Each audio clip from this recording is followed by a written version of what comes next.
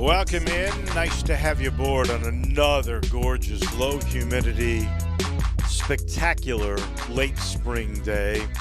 It is the 1st of June, but when you thought we couldn't find any stranger things in life, when it couldn't become any more chaotic and different, it has. The news from about an hour and a half ago, Mayor Jim Strickland has imposed the first curfew in the city of Memphis since 1978. That year before I got here, there was a firefighter strike. National Guard was called in. People were fearful. And the mayor decided at that time, close things down 10 o'clock. And that is exactly what the word comes from Jim Strickland today, 10 p.m. There will be a curfew through 6 a.m. tomorrow morning. This is what will be the 6th night of protest, the 13th week since Rudy Gobert and the world stopped because of the pandemic.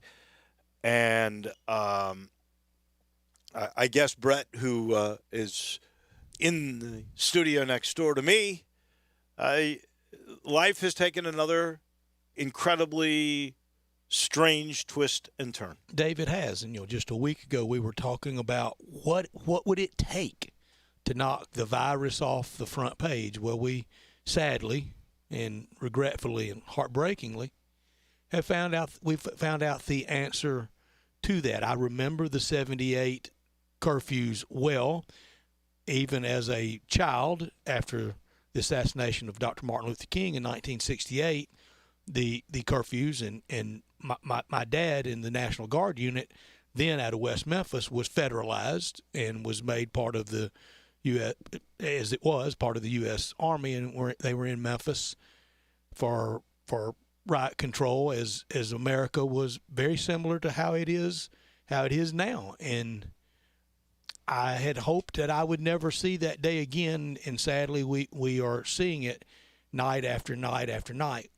The protesters, and there's quite a difference between protest, and I stand four square with every member of peaceful protest. The protesters are quite different than the rioters and the looters. There's quite a distinct, stark difference between the two. And during daylight hours, protests take on a cause, and they have and plenty of reasons for it, and grievances, old and new, some that sadly may never be healed, but it's time to start trying. And then as the night wears on, the night gives way to a more destructive force.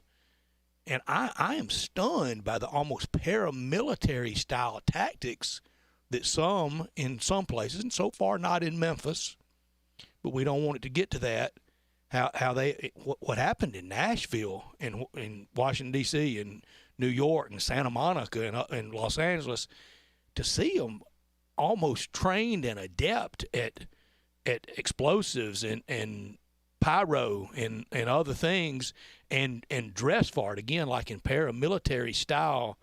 When the sun goes down, they're ready and they're mobilized. And that is why I think our leadership I commend them. Is very respectful, appreciative in many cases of the protests. And I think we all, anybody who is a sane, feeling human being, was absolutely sickened by the killing of George Floyd.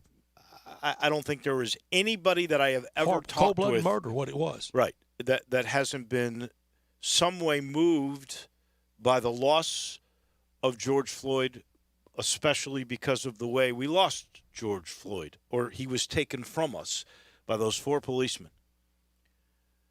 But very true. All four. And Dave, the three watching are as guilty. They are certainly accomplices in the murder. The murder was perpetrated by the one officer. The other three are accomplices, at least in my mind. And there will be lawyers and I'm sure charges, because I think that's part of what the protests are all about.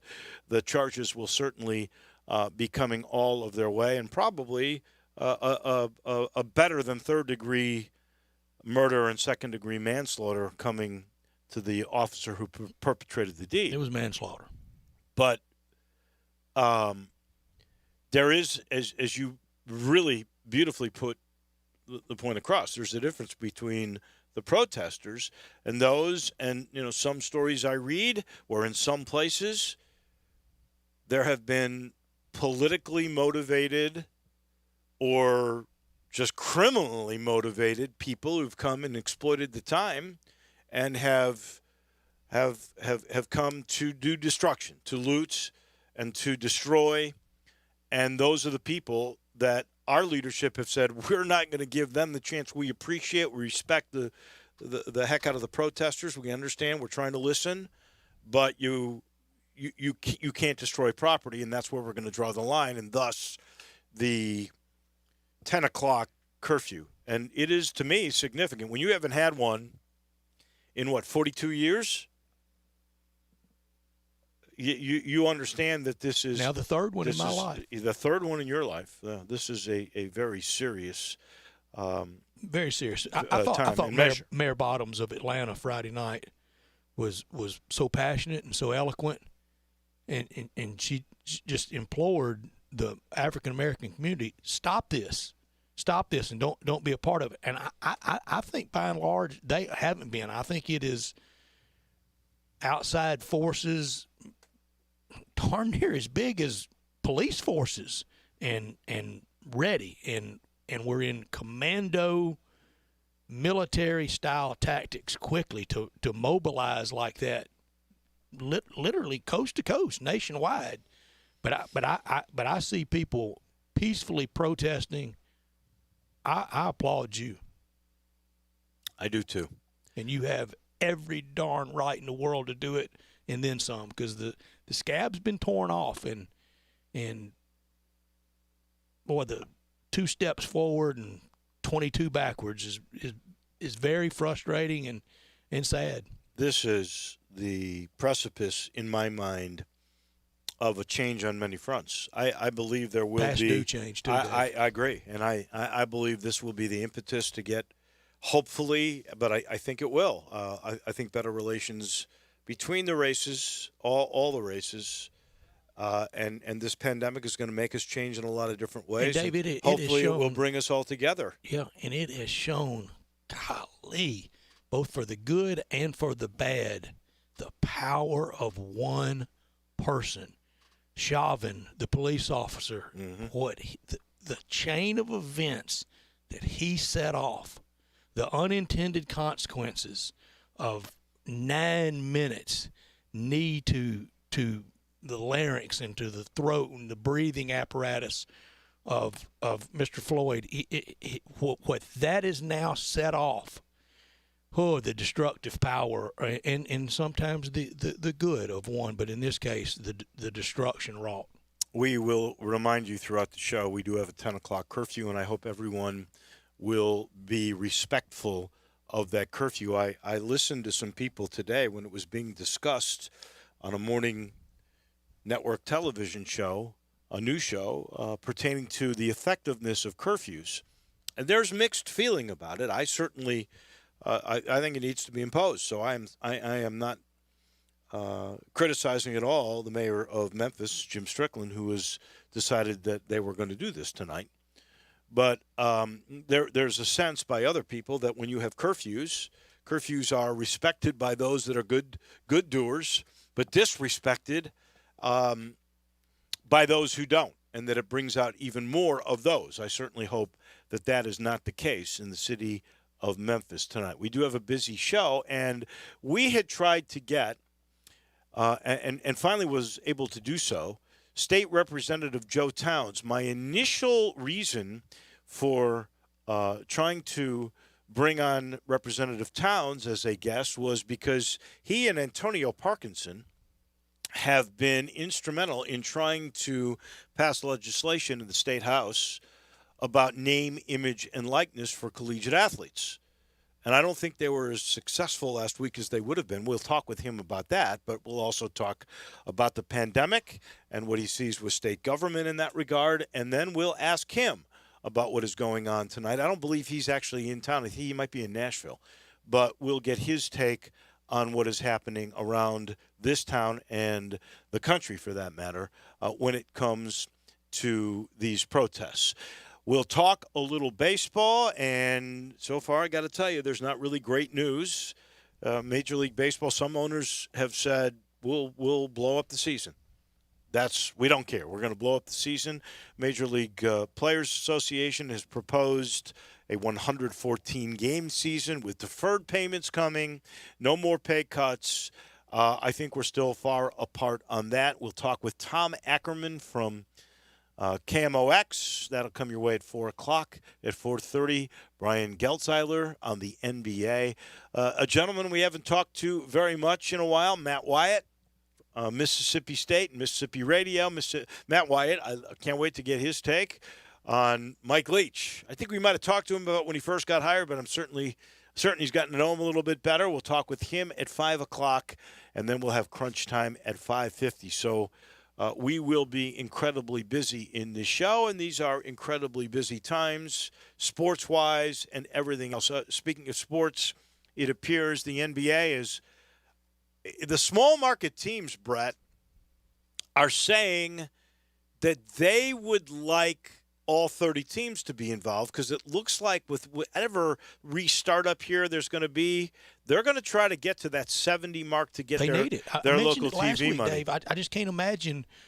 And there are really more small market teams than there are larger market teams. And just what that line item, and I don't know what it would be, but that line item that would come out of the Grizzlies' operating budget, as tight as I know it is operated on, that would have to be significant. Well, it's interesting to me because if that were the case, wouldn't you have all 30 come back, which is not the safest thing to do? Obviously, the safest thing would be just have 16 teams, and really the next week you're down to 8. But the small market teams want 30. It looks to me like it's going to be 22 teams. They're going to play those games to get to 70. Maybe that'll be a little warm-up. Then they may have a play-in. I don't know if that means 12 from the East and 12 from the West and 10 from the East. I'm really not sure how they're going to do this. I don't know what the format of the playoffs will be. There's a lot still up in the air, but everybody seems to be thinking they're going to have a 22-team re-intro, and those 22 teams will play enough regular season games to get to that 70 mark. Yeah, the NBA, they have their plan, and it's going to be approved officially by the owners on Thursday. I think it's just a march up to that. NHL with a pretty good plan. It's even later than the NBA's. We'll visit with Tom Ackerman about that as well. I did not see it. A friend of mine texted me Friday, and I don't want to go into anything resembling a diatribe about it, but a friend of mine texted me that the governor of Tennessee, Governor Bill Lee, who undergrad at Auburn, he's an Auburn grad, a lot of Auburn grads in his family, but anyway, he was on the Paul Feinbaum show on Friday, and this friend of mine texted me and said, "Did you see that Governor Lee had to twice remind Feinbaum that Memphis was in the state of Tennessee?" And I said, and I text back, "No, I never watch, and I don't." And that's part of the. I don't want to go into any diatribe, but I don't. And I text back. I said, "What do you mean?" And he told me that that Paul was talking about the number of pro teams in the state, and said, "You know what? You know, you got the Preds, and you've got the Titans, and that Governor Lee had said, and in West Tennessee you have the Grizzlies." Then they go to another subject. He said that he was talking about, you know, that Paul was talking about, you know, the musical influence of Nashville and blah, blah, blah. And that Governor Lee said, and the musical influence in Memphis. Well, that's astonishing considering that Paul Feinbaum is from the city of Memphis, grew up his first 18 years here as a graduate of a high school in Memphis, went to the University of Tennessee, where I do think they teach geography there and history, do they not? Yeah. Okay.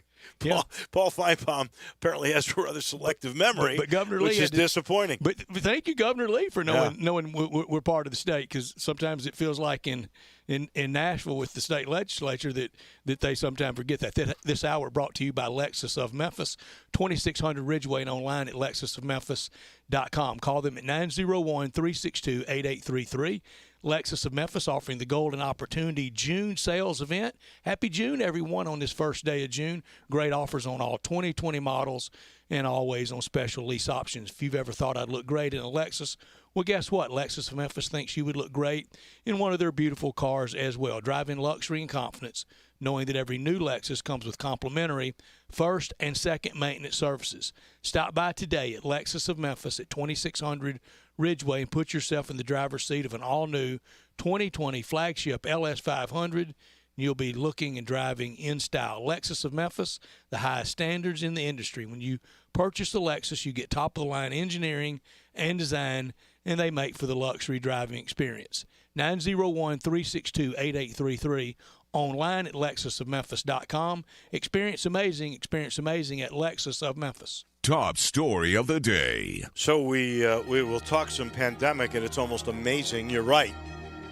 I'm not sure what would ever take the pandemic off the front burner, but the death of George Floyd and the protests have certainly done that. But over the weekend, well, since yesterday, 120 new cases, 95 new cases on Saturday. So you're talking about 215 cases over the weekend, which is up. However, here's the good news. No fatalities, 0 deaths over this weekend. Great news.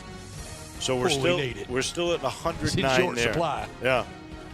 And we've had 3,442 recoveries out of the 5,124 total cases. So David, in New York City, 54 deaths yesterday, and April hit a peak in one day of over 850. Right. So it looks like we've gone to the top of the mountain and we are in descent. I truly hope that is the case. You remember that great food and wine fest? Alarock is a big sure part do. of that.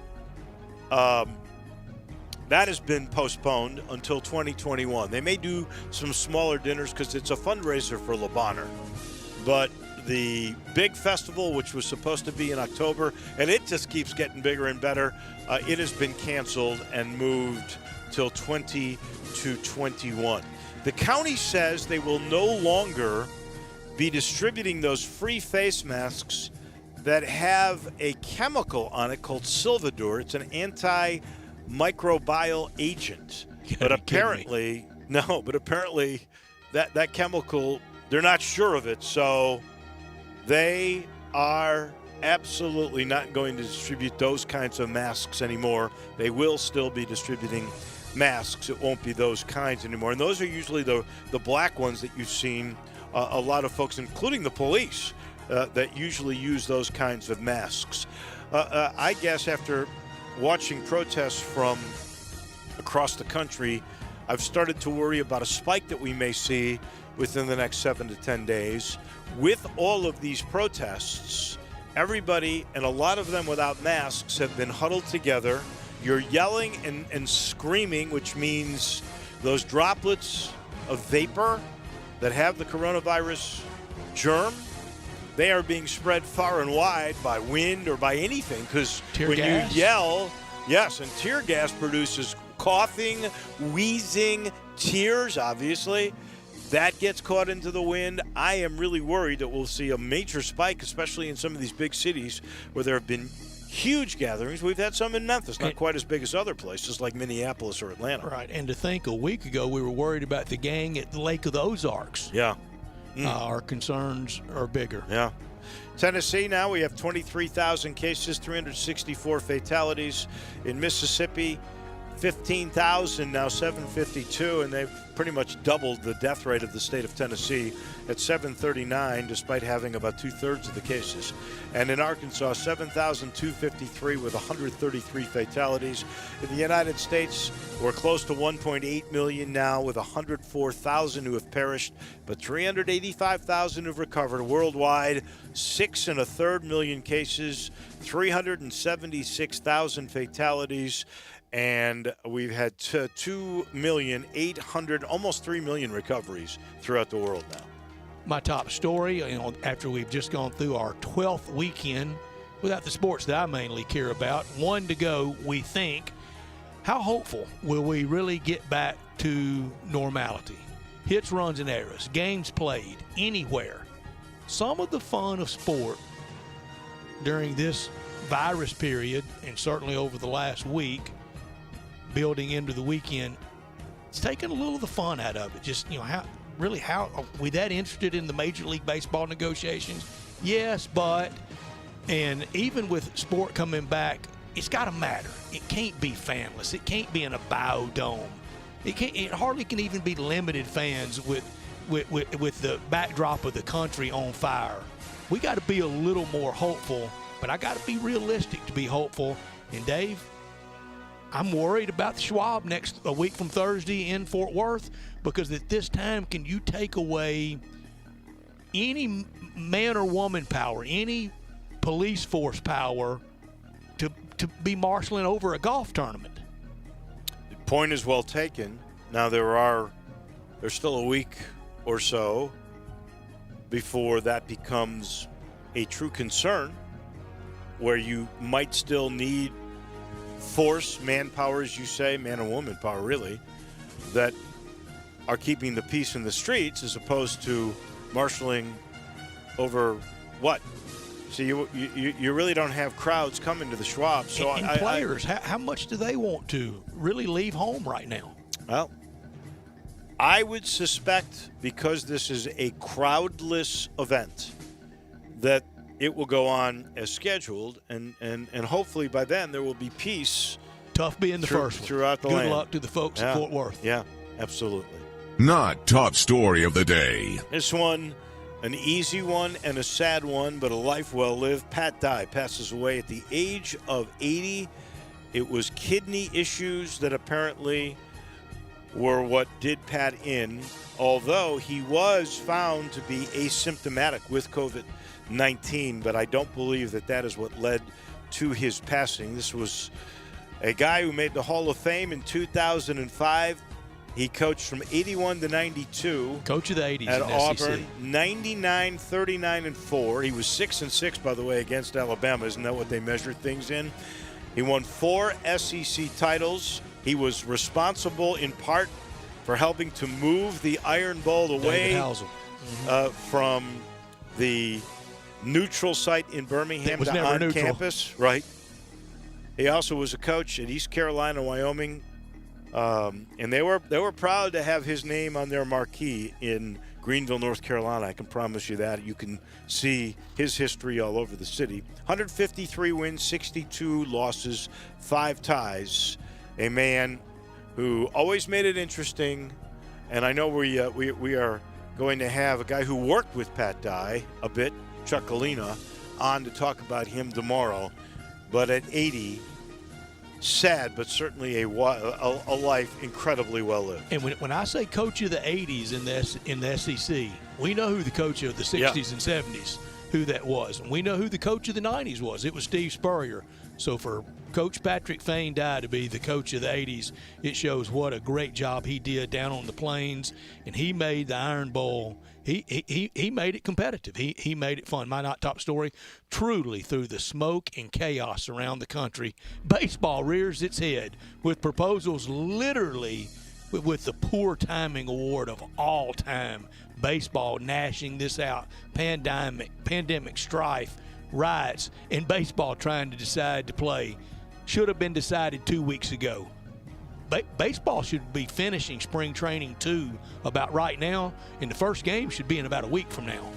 Well, the sad thing about they dogged around. Well, unfortunately, while all these other leagues were very willing to work with their athletes to really play the games because they felt it important to the players and to the sport itself, baseball never seems to get past the mistrust and the money. And this is all about money. Make no mistake about it. If they're going to come back, which they could, it's not about saving the sport or anything of that nature. It is all about the money for both the players and the owners. Even one of the parts of the deal is if the players don't want to play this year, they don't have to. True. That's right. So it's not about safety. Even remind me who the misgruntled pitcher was that said, I'm not going to. For the Rays. Was it the Rays Snell. or yeah, Snell? That's correct. You know, he was all gung ho, and then he saw the pay cut, and then he goes, "I'm not risking I'm not risking my life for that for half the pay." Yeah, for those nickels and dimes. Yeah, it's all about the moolah. There is no question, and that is your top and your not top story of today. We'll take the time out when we come back. I look forward to listening to State Representative Joe Towns on a whole bunch of fronts. He is next. Greg Gaston and Eli Savoy get you through the midday with Sports 56 Middays. Delivered by FedEx. Weekdays from 10 till 1 on Sports 56, 96.1 and 87.7. Brian Elder's Roofing Solutions. Chris Price here for Brian Elder Roofing. The storms we've had over the past several months have been devastating to our communities. The rainy season is ahead. You may have not even noticed the dripping in your attic, water stains throughout your home, or even worse, mold and mildew. Please call Brian Elder Roofing and we will send out our project managers to assess any damage. We will not try to sell you a roof if all you need is a repair. We will measure your roof from outer space. 0% for 60 months, even no payments till 2022 are available with approved credit. If you've noticed missing shingles, water stains, leaks in your roof, call us before you call your insurance company at 867-0303. That's 867-0303, and we will provide a free, thorough inspection of your roof's condition. Call 867-0303. Brian Elder's Roofing Solutions. For the ones we trust to always be there. For the ones caring for others. For the ones who keep things going, no matter where they are. In extraordinary times, extraordinary people step up, like the ones standing guard and standing on the front lines, and the ones who are staying apart while still working together. With your efforts, we will get through this. We're grateful for all you do. Visit Grainger.com for resources that can help as you create your recovery plan. Grainger, for the ones who get it done. Let's say you just bought a house. Bad news is, you're one step closer to becoming your parents. Soon you'll have a separate fridge in the basement where extra groceries are exiled forever. Remember that frozen lasagna? Of course you don't. It's been down there since 2008. Good news is, it's easy to bundle home and auto through Progressive and save on your car insurance. Piece of cake. Behind the lasagna, it's very old. Progressive Casualty Insurance Company, affiliates, and other insurers. Discount not available in all states or situations. Hi, this is Rob Brown. Join Pete Cordelli and me Saturdays 8 to 9 a.m. for Sidelines here on Sports 56 WHBQ, 87.7 FM, and 96.1. We'll cover the Memphis Tigers, the SEC, and your favorite team. Give us a call. That's Sidelines, Saturday mornings 8 to 9 a.m. Sidelines is presented by Duncan Williams Asset Management. So get up and give us a call. Now, back to Sports Time on Sports 56 with Wolo and Stacks. This hour of Sports Time is brought to you by Lexus of Memphis. Here once again are Dave Voloshin and Brett Norsworthy.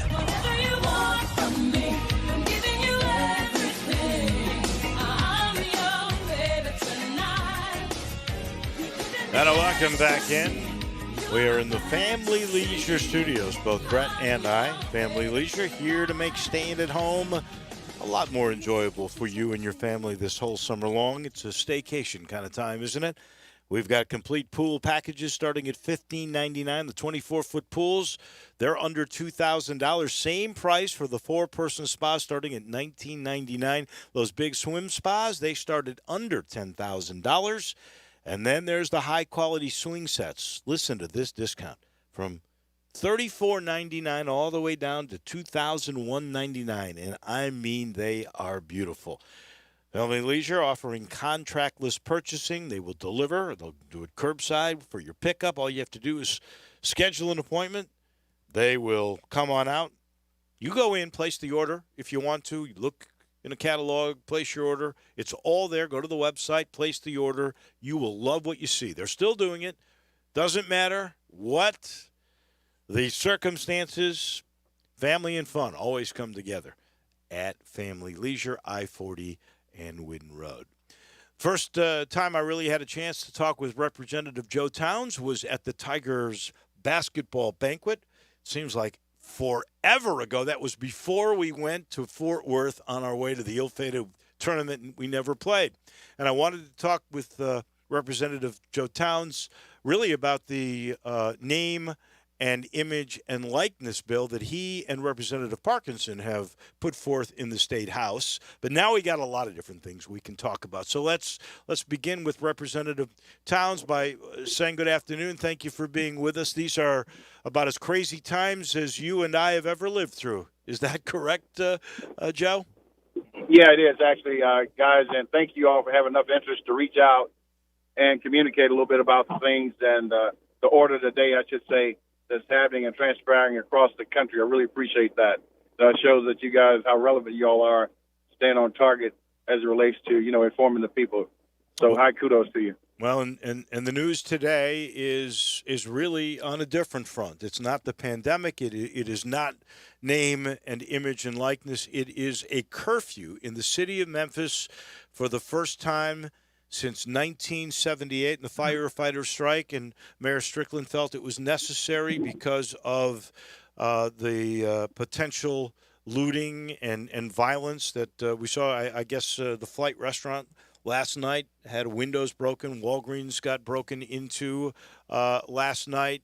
And so we're taking all the steps to be appreciative and respectful of those that are protesting, but drawing the line at violence. Your thoughts, Representative Towns? Well, obviously there are a myriad of thoughts. This is the first time since that time, but prior to then, it was going to be in 1968 during the murder of Dr. King. There were curfews in the city during that time. And what you find is this, because a long period of suppression, police brutality, kinds of things that have happened across the country that minority people have been talking about for a very long time, you find that people have reached a boiling point of hopelessness. And when people reach that point, many times, justifiably or unjustifiably so, people reach out and they destroy stuff, even in their own neighborhoods. And there are innocent people that are always sacrificial. Unfortunately, that's how it goes.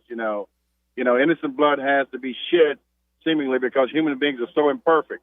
We don't know how to handle our problems in a way that does not many times call for property damage and bloodshed.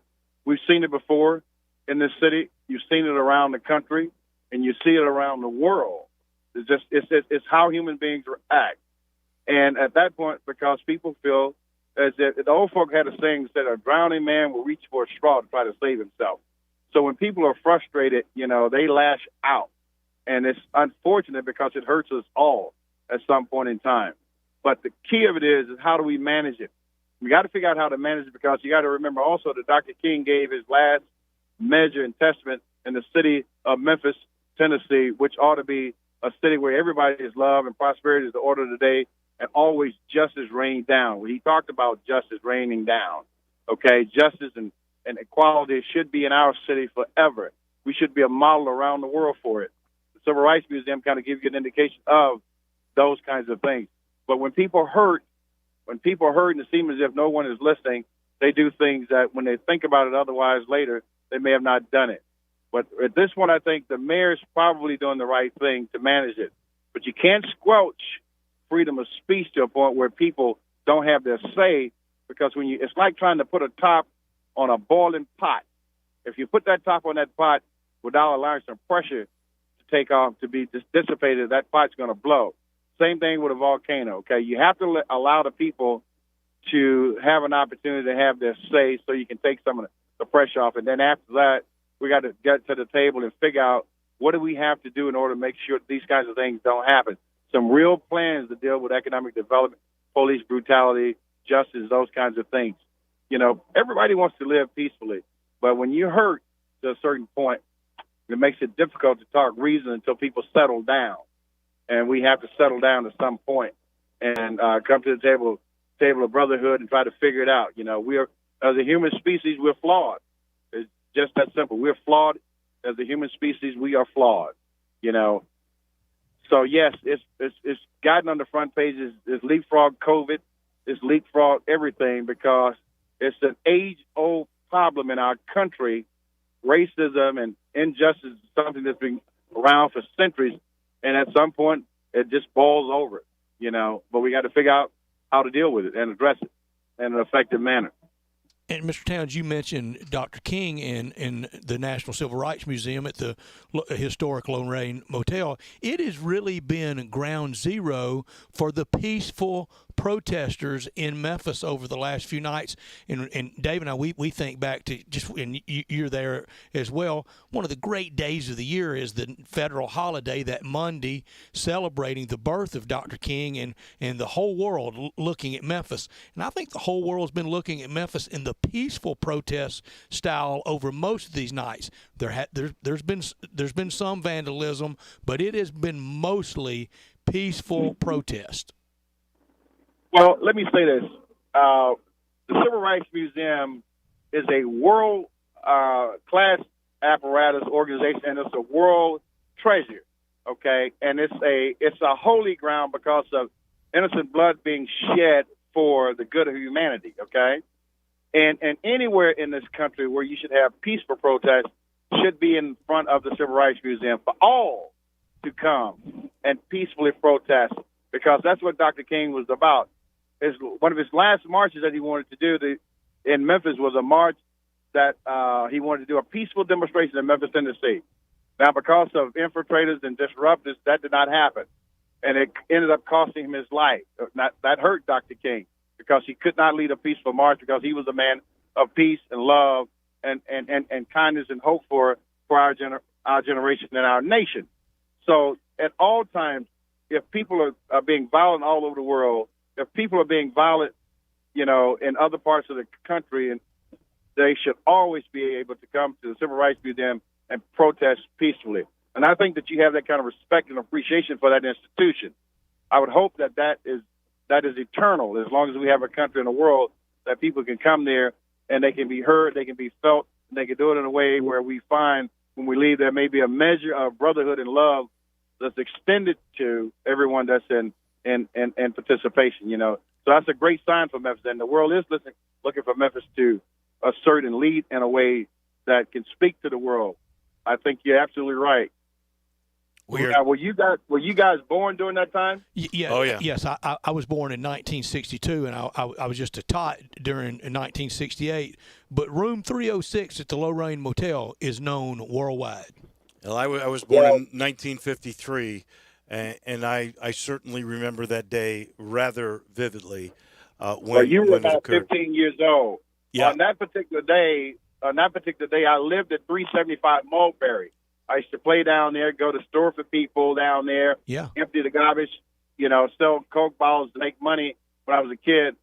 The day that shot actually was fired, my grandmother jumped up and said, "I bet that's Dr. King." I was lying on the floor as a young child, wow, and it woke me up. So we were right there. I was, my grandmother, and my dad, like it's not even a half a block away from the house at 375 Mulberry.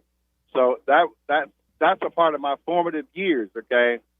As a young person, being with grown people in the march when Coretta Scott King marched in Memphis on Main Street, Harry Belafonte, I saw all those people as a kid because I used to sell papers, the Memphis World, which was a black, African-American black paper newspaper that I sold to make a little bit of money downtown. So I was right there as well. Okay, I was right there at the epicenter of the murder that shook the entire world. We're talking with Representative Joe Towns, State House, and I have to ask you, what do you think we can do to sort of better ourselves to learn from what happened to George Floyd?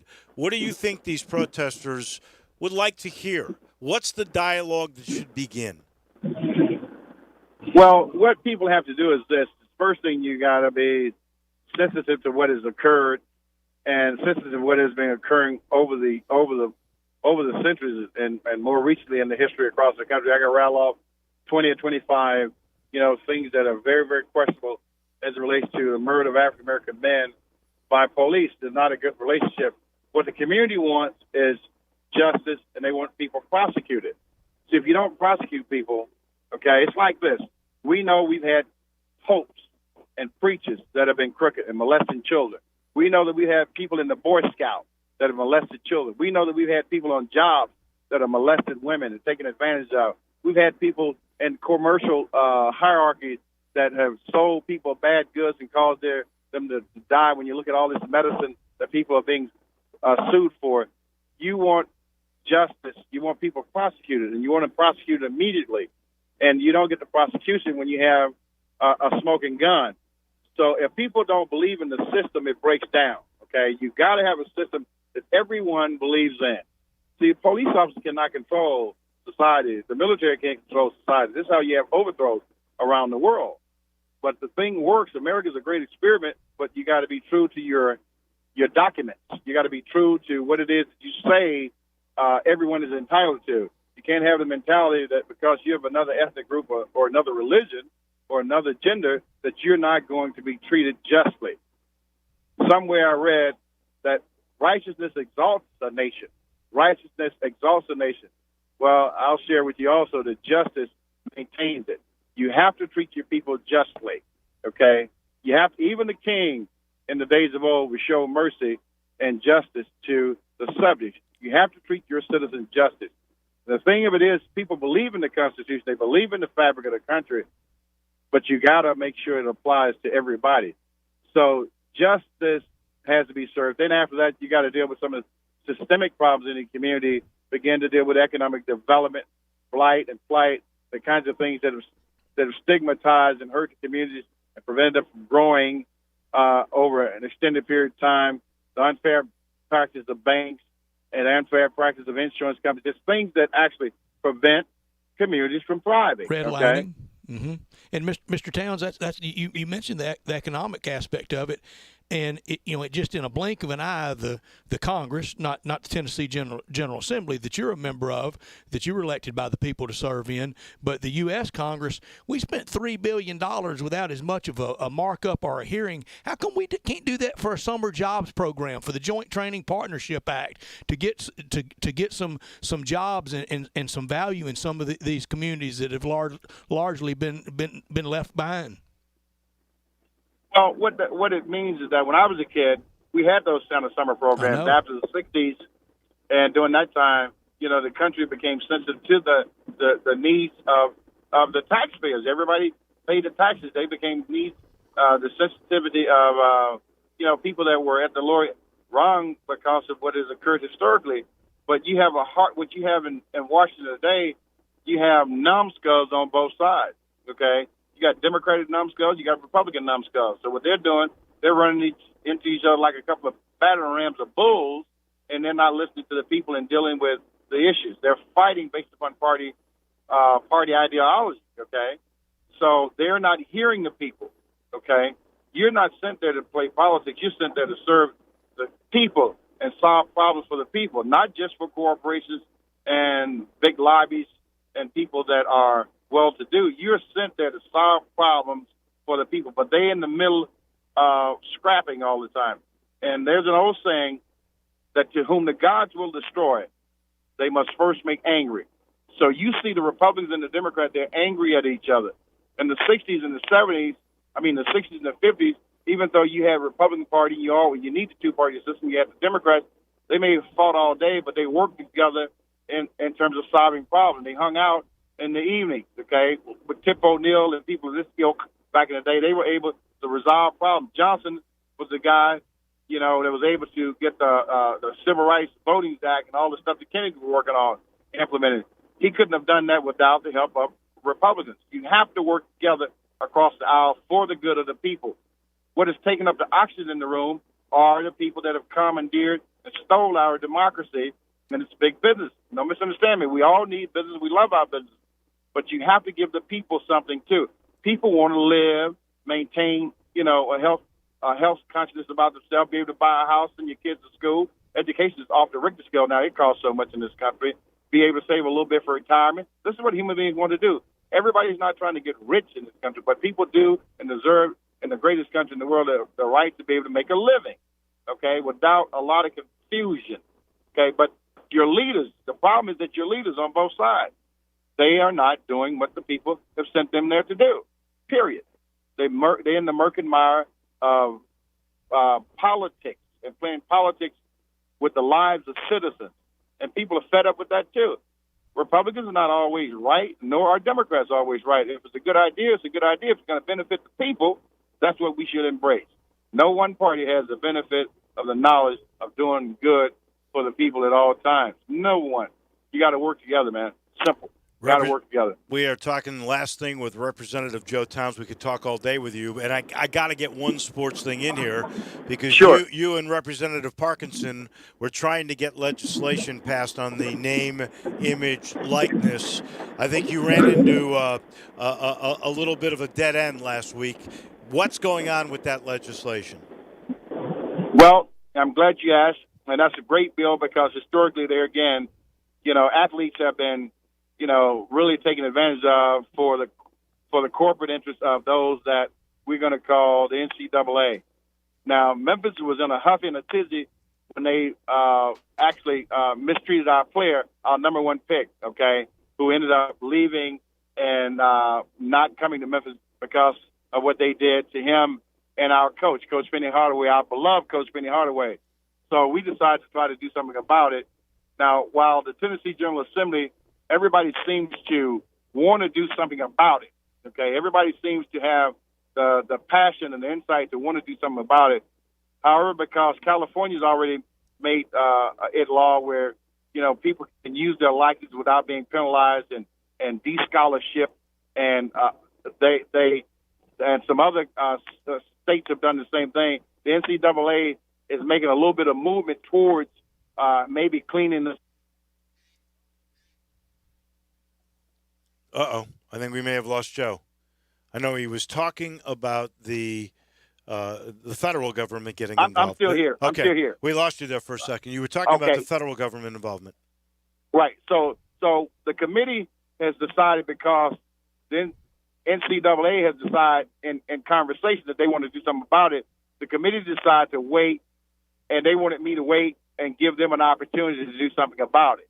Okay. Now, within 6 months after my election over, which I'm running for re-election at this point, after the re-election is over, nothing has happened in 6 months. We're going to bring the bill back to hold them to their word that they should pass the bill in Tennessee and protect our players and protect our coaches and protect our institutions. Because the NCAA is not a body that I work for. I work for the people, and I always have and I always shall work for the people. And I have to protect our students, and I have to protect our institutions. So we have to pass laws that will make them treat our citizens right, our kids right, and not penalize our institutions. So I'm hopeful that it will happen next year if the NCAA doesn't do anything. He is State Representative Joe Towns. It's been a delight talking with you. We'll have to do this again sometime soon, maybe after your re-election, and find out what's going on with this legislation and everything else. Thank you so much for today. Yes, sir, and you don't have to wait that long. We can do it anytime you guys want to, but certainly after re-election would be fantastic. Thank you all for reaching out, and love to talk with you again. That is Representative Joe Towns. Late for a break. Back with a wrap of hour number one in a minute. This is Sports Time on Sports 56. Broadcasting from the Family Leisure Studio, we are Sports 56, 96.1 and 87.7. Gateway Tire and Service Centers has a beautiful new state-of-the-art location at 5275 Summer Avenue. And for the entire month of June, the new location on Summer has a great Father's Day special. Buy 3 tires and get the 4th at no charge. Visit the new Gateway Tire and Service Center with 28 bays for quick service, super safe with curbside service or lounge seating 6 feet apart. Check out gatewaytireservice.com for coupons too. The new Gateway Tire and Service Center, 5275 Summer Avenue. Call Matt for details. 901-683-8335. I hate Tom's Tulip Shop. It just smells so flowery. Like we good at your flower shop. You don't need to remind us. No matter how hard you work for your small business, online reviewers will find something to complain about. I needed a fake plant. They don't sell fake plants. Thanks for nothing, Tom. And while Progressive can't save you from these trolls, we can help you save money on commercial, auto, and business insurance. Then he says, have a great day. I'll decide what kind of day to have. Get a quote online today at progressivecommercial.com. Progressive Casualty Insurance Company, affiliated and third-party insurers. With thousands of locally owned Napa stores across the nation, chances are that wherever you call home, we do too. So as America starts opening back up for business, and as more of us start getting back out there again, we'll be in big cities, small towns, and everywhere in between, doing what we've always done to help keep our local communities moving forward. So whether you stop by a Napa Auto Parts store, Auto Care Center, or visit us at Napa Online, you can count on Napa know-how. Hi, I'm Troy Fiveash, owner of Fiveash Roofing. Can anyone explain to me why anyone would care how I measure your roof? We have all heard about measuring your roof from outer space. Well, to be honest, there are aerial pictures that are taken every 4 years that can be used to measure a building, but it's not from outer space. Besides, no one, and I mean no one, can tell you what's wrong with your roof or even if you need one by using pictures that might be 4 years old. If you would rather do business with a family-owned and operated business with a lifelong tie to Memphis that refuses to mislead or use gimmicks, please give me a call. Best products, best warranties, and the best customer service we know how to provide. Fiveash Roofing, proud partner of the Memphis Tigers and the official roofer of the Memphis Tigers home team. Fiveash Roofing, fair, honest, and ethical. 367-0050 or memphisroofer.com. 367-0050 or memphisroofer.com. Fiveash Roofing, it's what we do. We're here for you. Now, back to Sports Time on Sports 56 with Wolo and Stats. This hour of Sports Time is brought to you by Lexus of Memphis. Here once again are Dave Wolochen and Brett Norsworthy.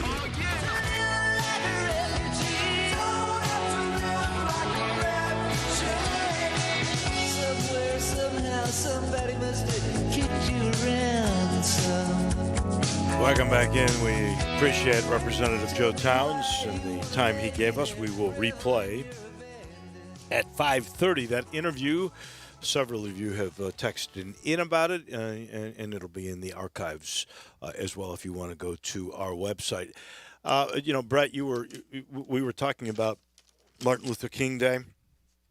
And the Grizz came out with a statement today. I'm not going to read the statement, but it's like many of the pro teams and college coaches now who've all put out statements either on Twitter or through their schools or their organizations about the protests and coming together as people.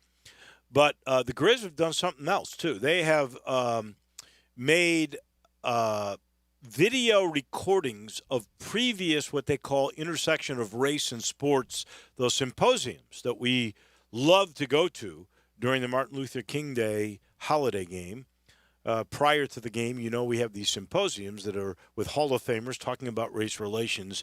They're going to make those available on Grizz.com. And perfect timing. I will tell you, they are fantastic. They are. I Dave. commend the Grizz for doing that. I do too. You just congratulate, commend, and the civic pride that we take out of the Grizzlies and they put back in many ways. And it's one of the best days of the year. And that day, you constantly hear, whether it's Elliot Perry from that dais or Kareem Abdul-Jabbar or Willie Mays, name anybody through the years, even Bill Walton, he finally got around to even saying this. Well, just because steps have been taken, the struggle and the cause never ends, and this is manifested. Mm-hmm.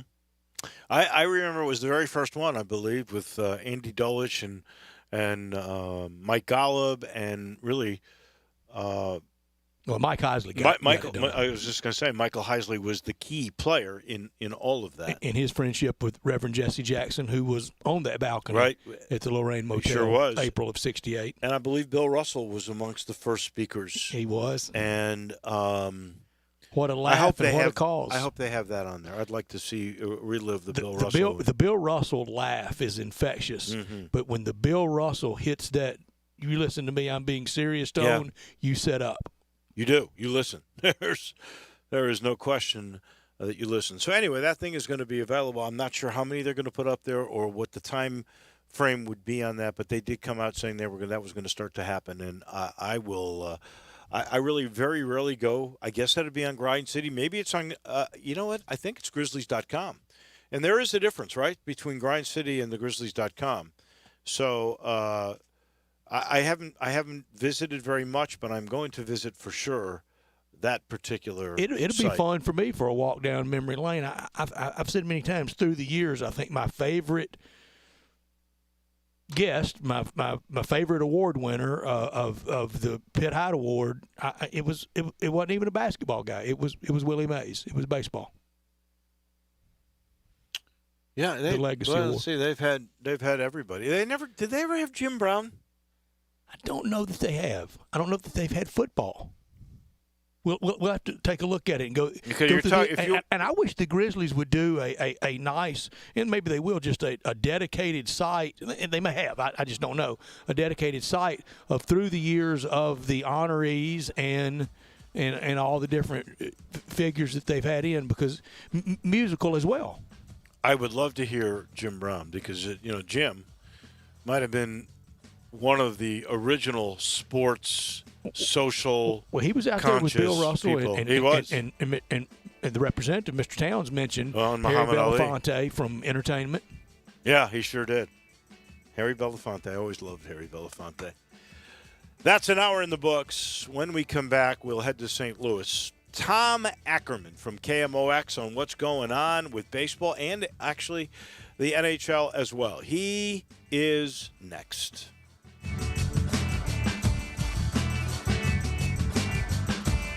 Farmers Insurance knows that when you're in the car and that song comes on, yes, that's the one, you have no choice but to pull out your imaginary drumsticks and smash those cymbals and stomp on that kick pedal, which unfortunately is the accelerator pedal. And we covered it. Talk to a farmer's agent who knows a thing or two because they've seen a thing or two. Call Chad Gatlin at 901-235-1176 or get a fast quote at memphisfarmers.com. We are farmers. Bum, bum, bum, bum, bum, bum. Underwritten by Farmers Truck Fire Insurance Exchanges and Affiliates. Products not available in every state.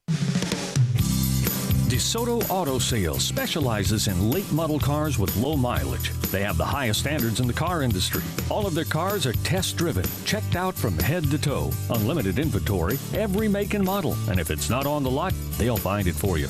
Walk in the door of DeSoto Auto Sales, 5704 Goodman Road. Within 45 minutes, you can test your car, get credit approval, and finish paperwork within an hour. No shortcuts at DeSoto Auto Sales. Kind, courteous employees, a down-home environment. DeSoto Auto Sales cares about your time. Lowest prices in a 350-mile radius. We're living in a world today where time does matter. Visit them online. Check out their referrals. DeSotoAutosales.com. Very proud to serve DeSoto County and other surrounding areas. DeSoto Auto Sales, 5704 Goodman Road. Call 662-890-7184. 662-890-7184. Come on down to DeSoto Auto Sales. Hi, this is John Conway with Conway Services. How old is your water heater? With most of the water heaters in the Mid-South located in the attic, the worst day you can replace your water heater is one day too late. It may be time for tankless water heater from Conway Services that never runs out of hot water. Plus, these energy-saving models only heat the water you use, saving you money on your gas bill every month. Most 10-year-old water heaters were about 65% efficient when they were new, compared to a tankless water heater from Conway Services is up to 98% efficient. Plus, right now, get your tankless water heater from Conway Services for as low as $79 per month, or I'll give you $300 for that old tank water heater. And no more worrying about that tank bursting in your attic either. And with over 8,000 five-star reviews, you know Google guaranteed Conway Services will be providing that award-winning service every time. So call Conway Services, the Mid-South's premier tankless water heater professionals at 384-3511. And the first 30 callers with a 10-year-old water heater will come out and inspect it absolutely free. Call 384-3511. Conway Services. Call Conway today. We are Sports 56 WHBQ Memphis, WIVG-FM Tunica Memphis, and WPG-FLP Memphis, Flynn Broadcasting Stations. Now, more of Sports Time on Sports 56 with Wolo and Stats. This hour of Sports Time is brought to you by Homer Skelton Hyundai. Here once again are Dave Woloshin and Brad Norsworthy.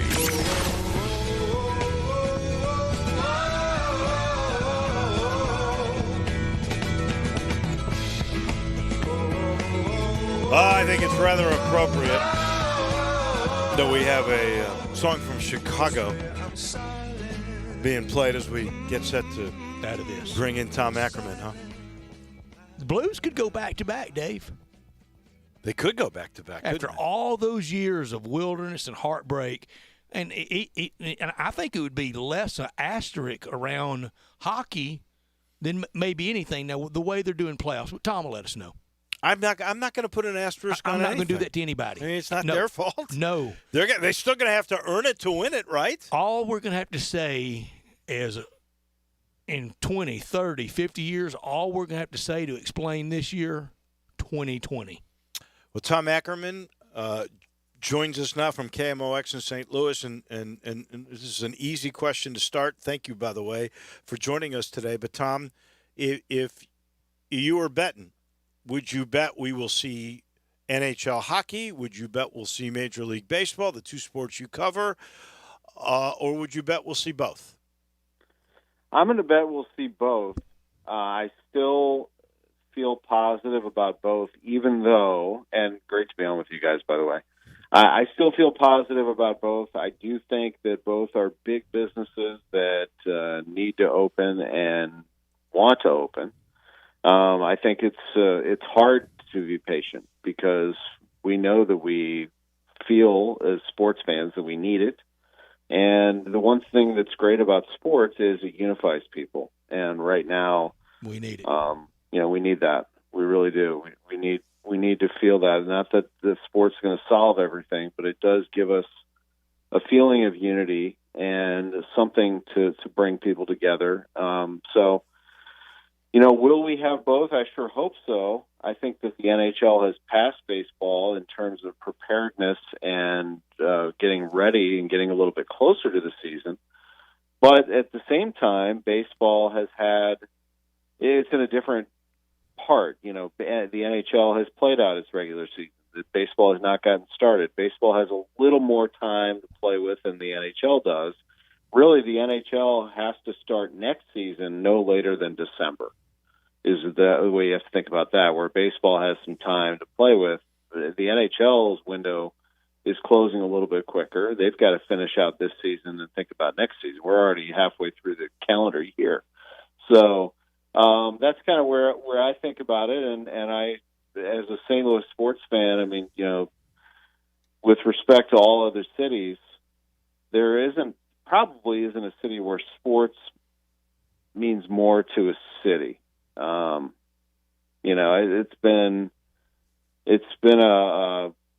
It's been proven through the years. St. Louis is not New York, LA, Chicago. St. Louis is not Miami.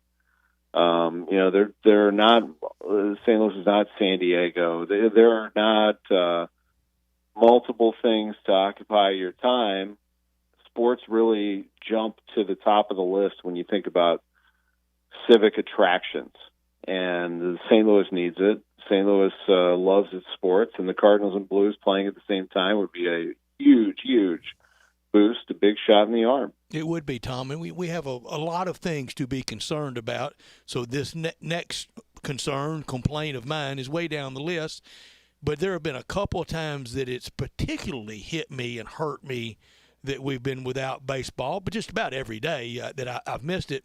But early in the year, with our producer, Drew Barrett, I was going to be there opening weekend for the Cardinals and the Orioles on Saturday and Sunday. And, Tom, I was going to be there tonight, and I was not going to be here today. I was going to have a 2020 vacation day. I was going to be at Busch Stadium tonight for a Battle of the Birds, Jays and Cardinals tonight and tomorrow night. But I won't be. But I'm hoping that we do play somewhere before this year's over. Any chance that the baseball may allow playoffs and World Series to be with fans in cities that could accommodate it? I think there's a chance of that. I do. I think there's more of a chance that they will stay the same throughout, that they will come up with one policy and say in 2020, because you guys mentioned it at the very beginning, 2020 is different. We're going to look back in history, and 2020 will be a different year than any we've ever experienced. So you'll have to say that I remember 2020 was the year that they had sports with no fans, or 2020 is the year that they had this with regard to sports, that the players and the fans had to go about it this way. So, yes, there is a chance. I drove the girls. I have two daughters, age 13 and 9, and on Saturday, I said, what we're going to do today after lunch? We're going to get in the car. Actually, we're going to go get lunch. We're going to drive through Chick-fil-A, because Chick-fil-A's drive-thru is amazing. And we're going to get Chick-fil-A, we're going to drive. And we're going to stop at a couple places, get outside and walk around a little bit. We stopped at a couple of county parks.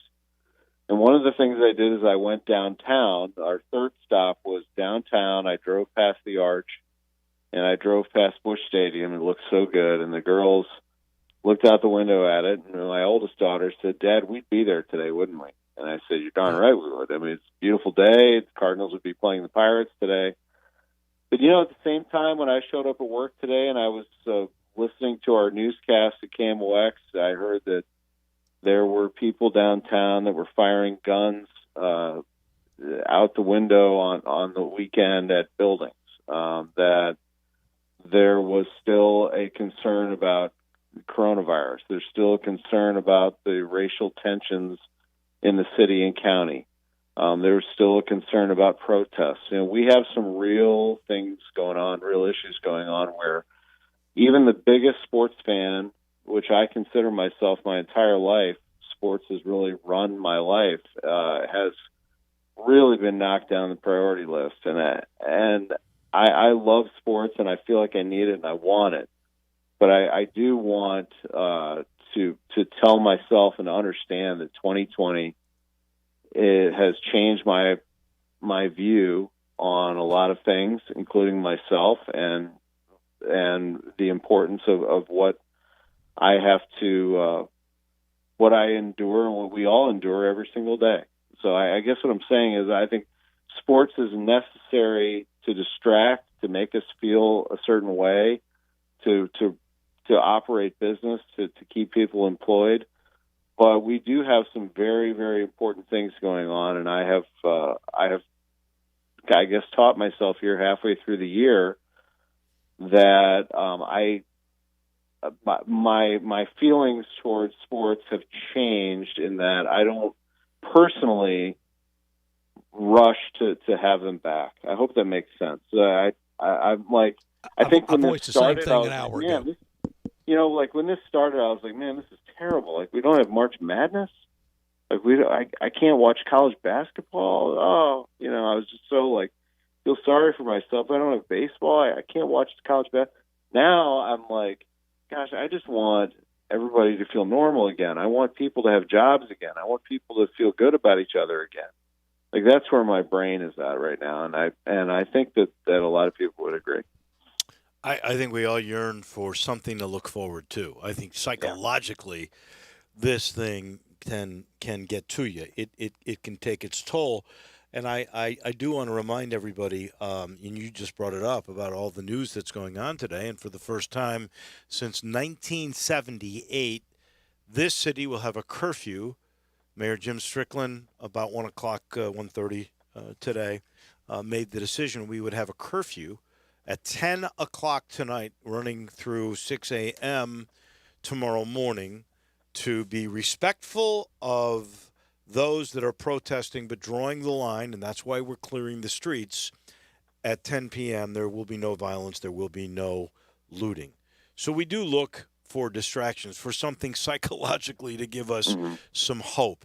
Give me some hope. What will it take for Cardinal baseball to be back on in this market, for us to watch a whole bunch of Major League Baseball? You have a good sense that it could still happen. What's the key in your mind? Where will the owners give, maybe? I think the love of the game and the understanding of the need for the game to return from an economic standpoint, I do feel like the number one thing is still, I want to believe, and I do believe, that the number one thing is still health and safety for all parties involved. So when we're talking about baseball itself, that the players feel like the health and safety protocol is there. And then, of course, they are very concerned, and so are the owners, about money. So the owners losing money, the players don't want to lose money. They want to make their money. They want to be paid accordingly. There has to be some middle ground achieved to understand that the love of the game is very important to a lot of people right now. And that both sides, I have refused to pick a side, and I will not, because my side is that I love the game. So I want to make sure that both sides achieve a middle ground. So the hope is, for me, that everybody involved shares one thing, and that's for sure. They love this game of baseball. They wouldn't be in it if they didn't. So that, to me, tells me that eventually we're going to play, because both sides are going to find a way to come to an agreement for the good of the game.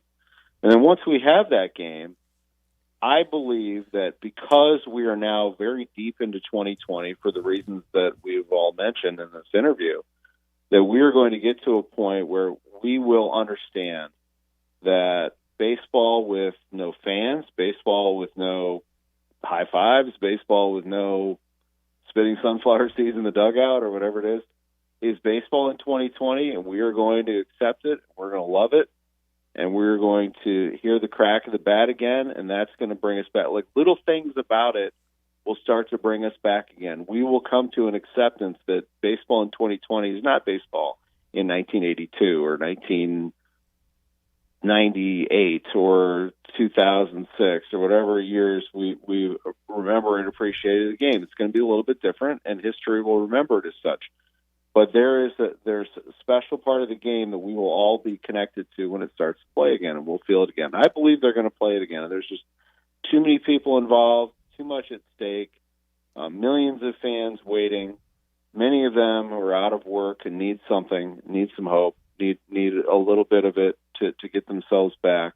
You know, I can tell just by playing classic games on KMOX and on the Cardinals Radio Network, you guys in Memphis have enjoyed, and I just love the feedback that we get from Memphis and from Arkansas and from Kentucky and from all places in between that love Cardinal baseball. They hear a classic game and say, man, this feels so good. Thank you for doing this. This is the best 3 hours of my day.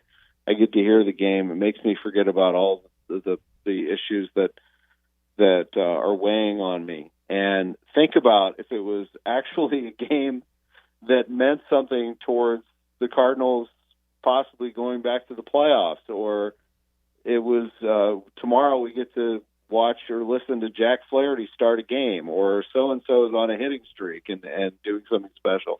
Like present day, I think it would elevate those feelings to even another level. And I think that everybody in the game recognizes that and realizes that. That's why I still believe that we're going to play. Tom Ackerman, our guest from KMOX Sports and the Cardinals Network. Tom, with the racial strife that we are having right now in our country, I'm going to take it to sports. I'm going to take it to Cardinal baseball. And any fan can take it to their team and probably recite the names. I know Dave could with the Cubs, and I'm gonna mention one that will probably smart a little bit with him. But imagine trying to tell the story of the St. Louis Cardinals without Gibson, Brock, Flood, Smith, McGee, Bill White, Terry Pendleton, Ray Lankford, Bake McBride, even some colorful characters like Bobby Bonds, Richie Allen, Reggie Smith, and Gary Templeton. Imagine if we couldn't do that. Yeah, you can't do that. You can't. You absolutely can't. We have to have everybody. Everybody plays a part in it. Everybody has a story. Everybody has a background as to how they got into the game, the obstacles that they had to jump over to get to that level, both on and off the field. So it is something that my hope is that we will emerge from this with a better understanding of each other as people, and that sports will help tell that story, because these are human beings, everybody, from every background, with a common goal to achieve great things in baseball, and we've been able to follow their stories. And I'm with you 1,000% that it is a way to tell the story of humanity and how that we can embrace each other and root for each other and care about each other. And that's why I say that sports unifies us, because it's not like we look at, it's like when I told a story yesterday on KMOX when I was playing basketball in high school. My teammate Jason, who's black, he and I were talking one day, and we were talking about race and the fact that he's black and I'm white, and he's like, "You're cool to hang out with." And I said, "You're my friend, and I'm colorblind. I don't see color. I just see people." He goes, "No, I don't want you to say that. I want you to see me as a black man. I want you to understand what I endure and what my background is and what we go through. And I want you to know that, and I want you to experience that and understand me." And that changed my whole perspective back when I was a teenager. I never forgot that. Still think about it. So it's just, it's a time where I think we do need to listen, take a step back, change the way we think. Well, sports has always been the galvanizer. You just mentioned, you rattle off all those players, Brett, and you had to bring up Lou Brock, of course, who Sorry, Dave. came when I was a little Cub Scout, came to a Cub You Scout got Doug Clemens and Ernie banquet. Brolio out of it, Dave. Come on. But you know who Mr. Cub was? Ernie Banks. Ernie Banks. Yeah. And so that's a guy I grew up with. So, I always viewed him as a star, as a beloved figure. And so, that is sort of, a reference point for me as being an acceptance. And if you look in our market right here in Memphis, who is the most galvanizing figure? Who's one of the most historic figures? Larry Finch. No question. Because after the assassination of Dr. King, when there was such division between the races, he was the guy, made the decision to stay home and brought everybody together in 1973.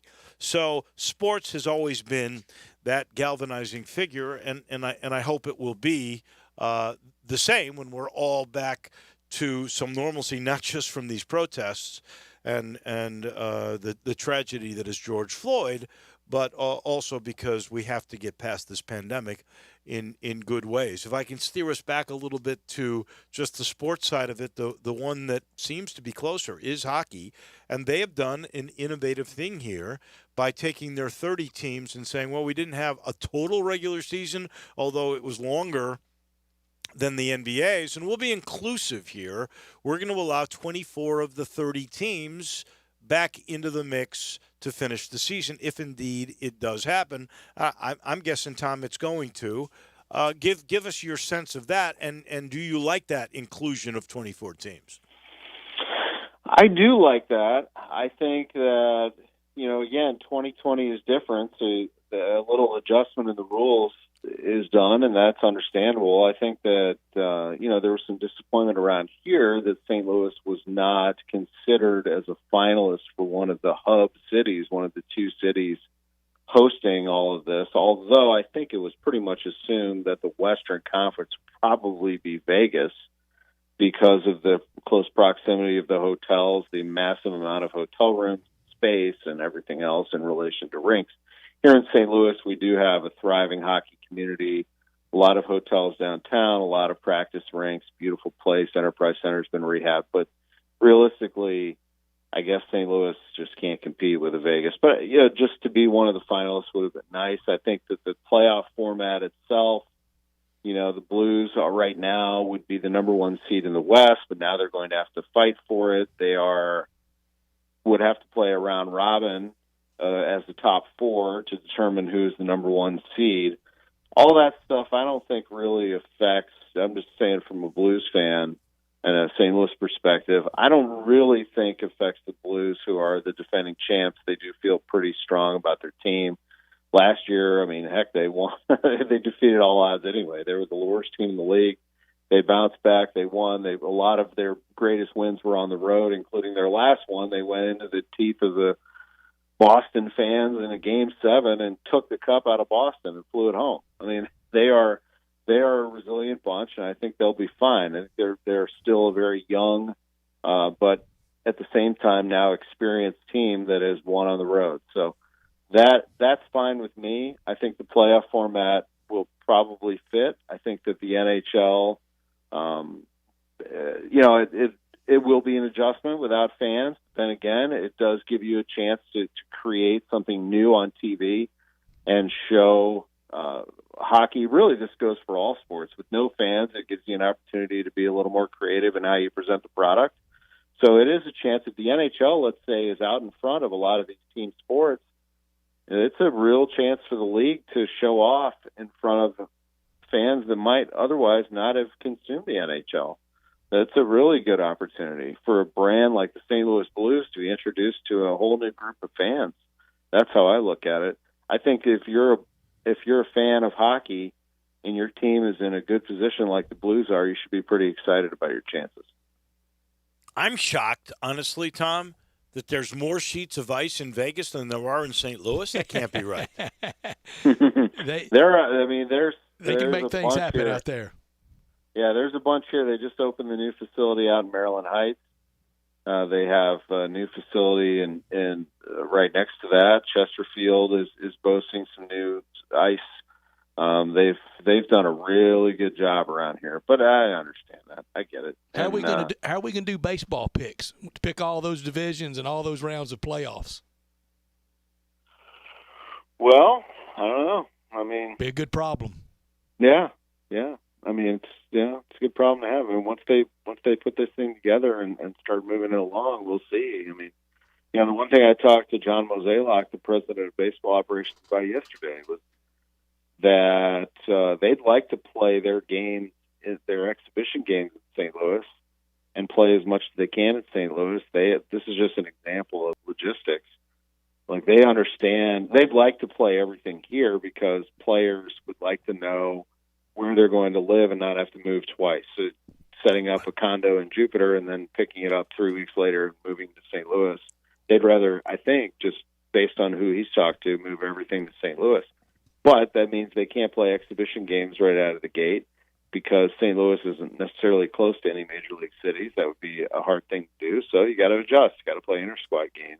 Yeah, there will be an adjustment moving forward for everybody. That's the other piece of this: health and safety, economics, and logistics.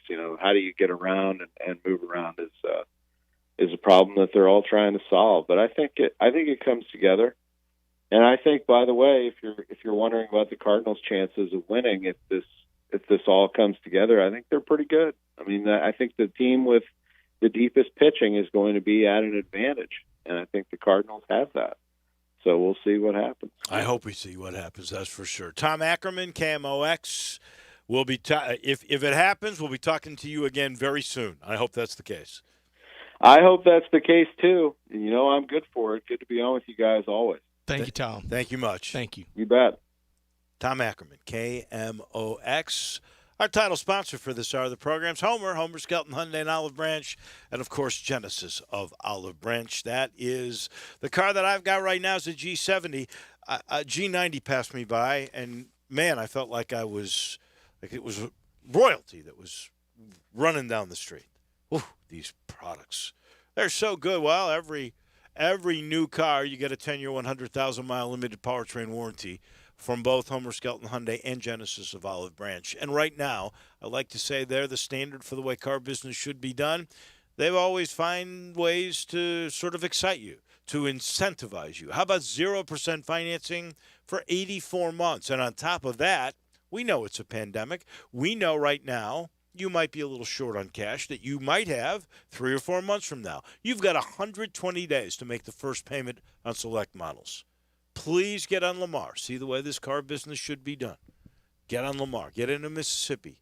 Exit 1, Craft Road. Turn left. Go see Chris True and all the gang. And all that gang's been together for many, many years. They take care of you at Homer Skelton Hyundai and Genesis of Olive Branch.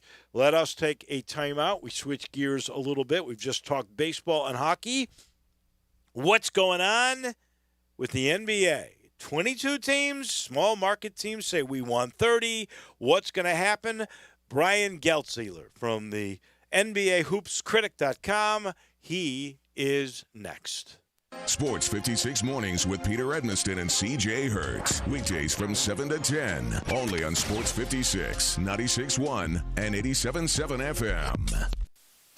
Brian Elder's Roofing Solutions. Chris Price here for Brian Elder Roofing. The storms we've had over the past several months have been devastating to our communities. The rainy season is ahead. You may have not even noticed the dripping in your attic, water stains throughout your home, or even worse, mold and mildew. Please call Brian Elder Roofing and we will send out our project managers to assess any damage. We will not try to sell you a roof if all you need is a repair. We will measure your roof from outer space. 0% for 60 months, even no payments till 2022 are available with approved credit. If you've noticed missing shingles, water stains, leaks in your roof, call us before you call your insurance company at 867-0303. That's 867-0303, and we will provide a free, thorough inspection of your roof's condition. Call 867-0303. Brian Elder's Roofing Solutions. Hi, folks. Bob Burkhammer for Sunrise Chevy. Good news for new and used car and truck buyers. The Sunrise Chevy Ranch has a great selection of new and used cars and trucks, rebates up to $6,500, and interest rates low as 0%. At sunrisememphis.com, you can select your vehicle, get your trade appraised, arrange financing and delivery. We'll deliver right to your doorstep, disinfected and ready to go. No matter what your past credit, Sunrise wants to get you financed. Immediate financing with next to nothing down. Need service or body work? Bring it to Sunrise or schedule an appointment online. Find new roads to Sunrise Chevy, 385 in Houston Levy, Collierville.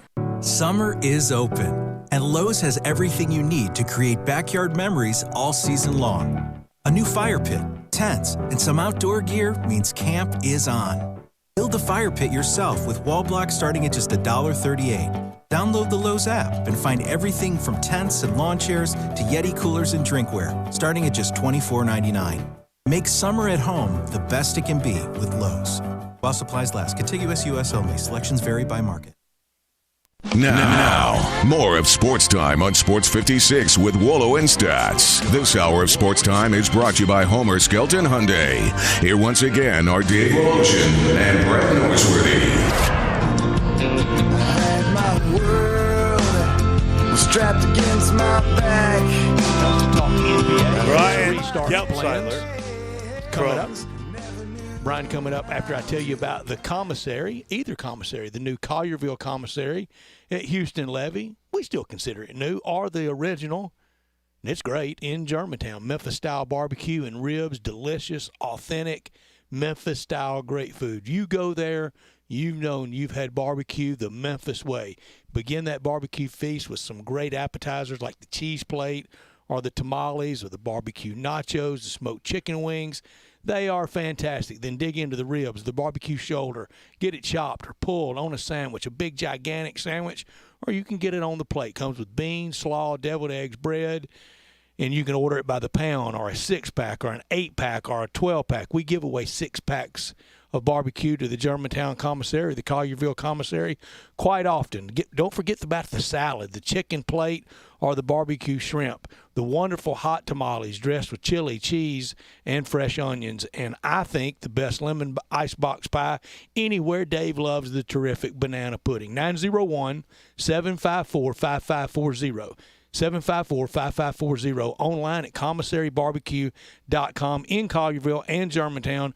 Great party areas in the new Collierville restaurant, and everything is clean and really in the social distancing measures and the protective measures that we are in right now. And we're going to get into tailgating in the fall and back to football. The Germantown and Collierville Commissary, Walker Taylor's great establishments, and we appreciate them so much. To talk NBA with us, our friend Brian Geltzeiler from hoopscritic.com, on Twitter at hoopscritic. He joins us now to talk about the return to NBA play. And Brian, it's no longer if, but when for the NBA. Thursday, I think, will be the guidepost for when.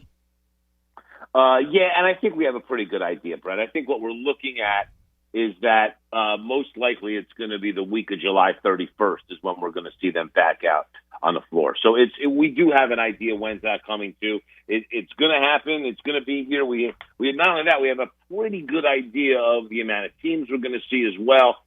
Format we don't necessarily have nailed down yet, but as far as format's concerned, we certainly will get a conventional 16-team playoff. Obviously it's going to be done in a campus/bubble environment, so no home court will be involved in that. But we will get a 16-team playoff at one point here as the NBA gets started again. The thing I'm confused about is today they said small market teams were really complaining. They want to get all their regular season game totals to 70 so they can satisfy the local television package revenue stream. But they keep talking about really having 22 teams in this whole mix, which what would that be? 12 from the West and 10 from the East? I mean, how is all that going to work? Do you have any concept? Yeah, I do. I mean, what's going to happen is this.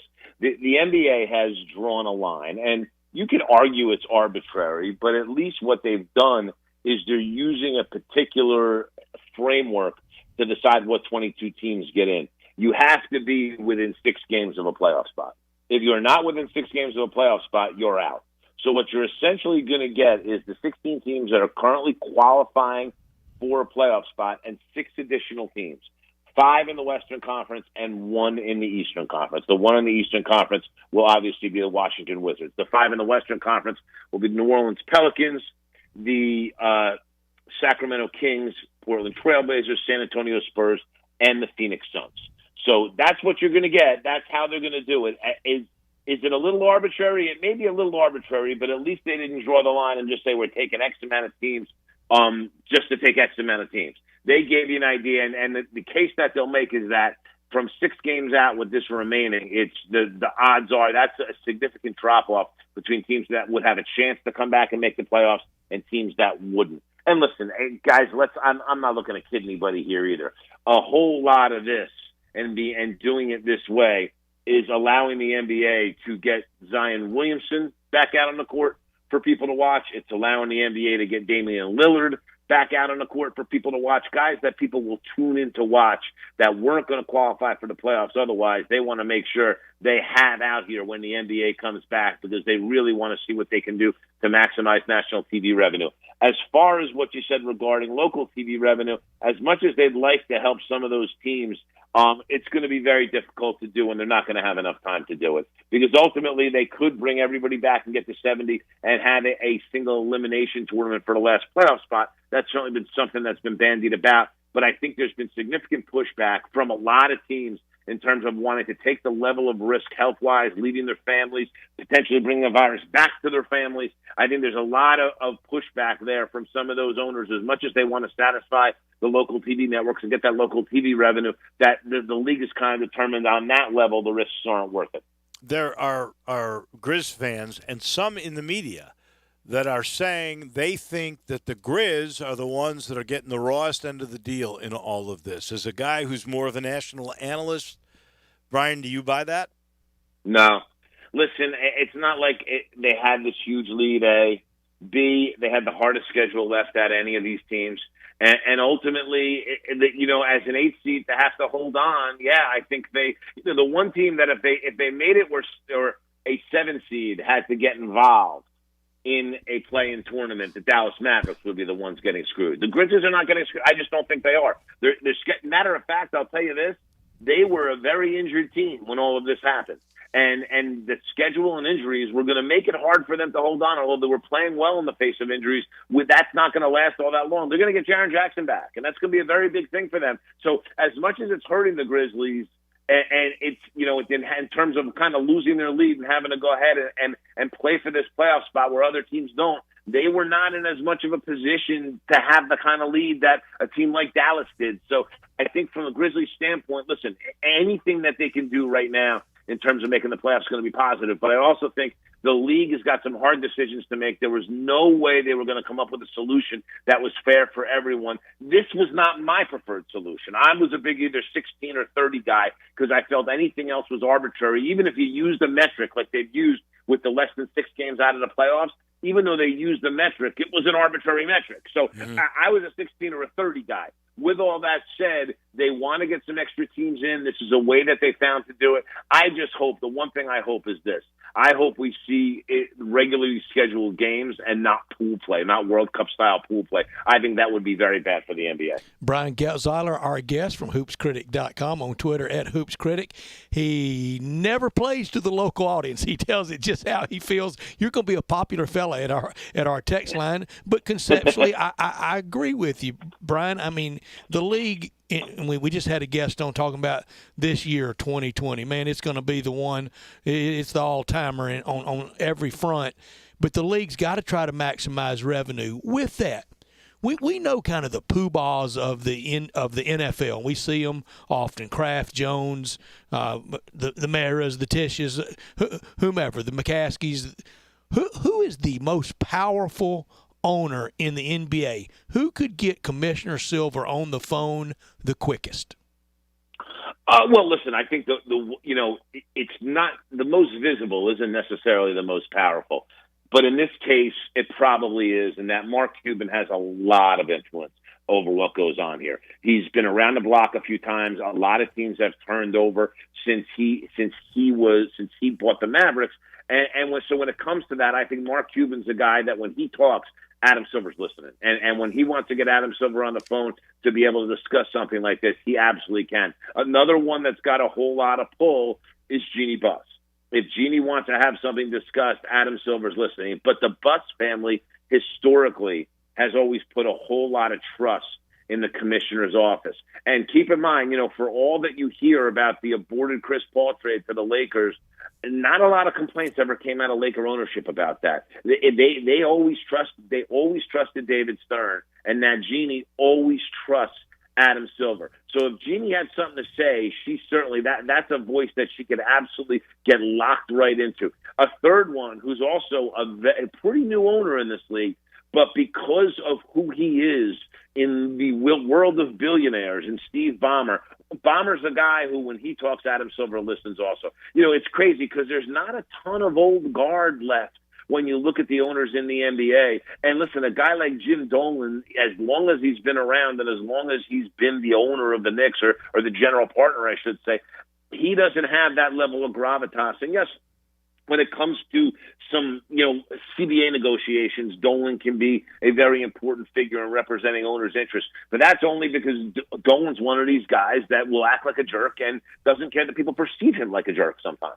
That is very effective in a negotiation. But when you're trying to do something like this and make the most amount of people happy while keeping the most amount of people safe, that's not necessarily a voice you're going to run to. It's funny. I was going to say to you, does he even take James Dolan's call? Oh, he does. He does. But in the end, it's, well, Jim, we probably can't do that. That's a lot of those things tend to come down the fight. The other thing is this, and in all fairness to Jim Dolan, Jim Dolan had the coronavirus, has recovered from the coronavirus, and has donated a lot of money towards trying to help find treatments, cures, vaccines. He's been very much on the front end of that. And to my knowledge, when it's come to this topic, he's been pretty sensitive of people's health and what that can do. So I use him as an example because of, he's the guy that generally does not play all that well in public and can be quite abrasive. But in this particular situation, he has not been bad at all. We are talking with Brian Geltzeiler from HoopsCritic.com. Are you convinced? Are you secure in the setup in Orlando health-wise? Listen, I don't know that I can be totally convinced. Here's the thing, all right? You're going to take risk by going there. And that's why it's surprising to me that you have players that are campaigning to bring families with them. There's risk in that bubble. There is. Somebody's going to test positive at one point or another. Yeah. And what happens from there, we have to see. So the short answer is no. With all that said, listen, there's not going to be a lot of media, if any media, there. If I was asked to go cover it, I would do my job and go cover it. I mean, it's, because I think the one thing that you have to understand here is that anywhere you're going to go right now in this world, listen, I live in northern New Jersey. We spent a 3-week period in the month of April where we were the epicenter of this virus in this country. At one point or another, the deaths in the state of New Jersey from the coronavirus represented over 20% of the deaths in this country. Now, it's since dropped to more like 10% because we have flattened that curve big time in this state. But My point is this: anywhere I'm going to go to the supermarket. I'm going to go to Target. Wherever I'm going to do, I'm going to assume some level of risk. And I think the players have kind of come to that. You got to understand one thing about why the NBA is doing this, why the players are as agreeable as they are, because the owners and Adam Silver have been very absolute with the players in this respect. We're not going to ask you to go take risks with your life. That you don't want to take. If you don't want to, you don't have to, and we'll shut the season down. But what shutting the season down means is a fundamental change in the financial model of the league. There's the force majeure clause. A pandemic like this is absolutely grounds to tear up the CBA and write a new one. And they will be making major adjustments to this CBA between now and the time that next season starts, based upon what happened here, to figure out how to deal with this revenue loss. They will be doing that. But the players will share in that with the owners as long as they can salvage something this year. If nothing is salvaged this year, you're starting from scratch financially. And a lot of contracts that exist may or may not be honored. And I think for the players, they looked at it and said, you know what? Is it some added risk than what we would be doing otherwise? It is. But day to day, if you're going to start to get out in the world a little bit, we go into this bubble to play basketball, and in the end, we preserve the lion's share of our money. And I think, as much as you hate to take human lives and hate to take people's health and equate it to revenue and equate it to finance, it's a huge part of what's going on here. And, the league has been very practical with the players regarding this, and the league has certainly treated the players with compassion regarding the fact that they're going to be the ones taking risks. But the players are practical. The players understand something. Make a lot of money in this sport, and most of it's guaranteed. If we don't want these kind of major changes, we got to roll up our sleeves and come like big boys and play ball. Brian Geltzeiler, when we get back to playing, will we have weekday afternoon NBA games? Yes.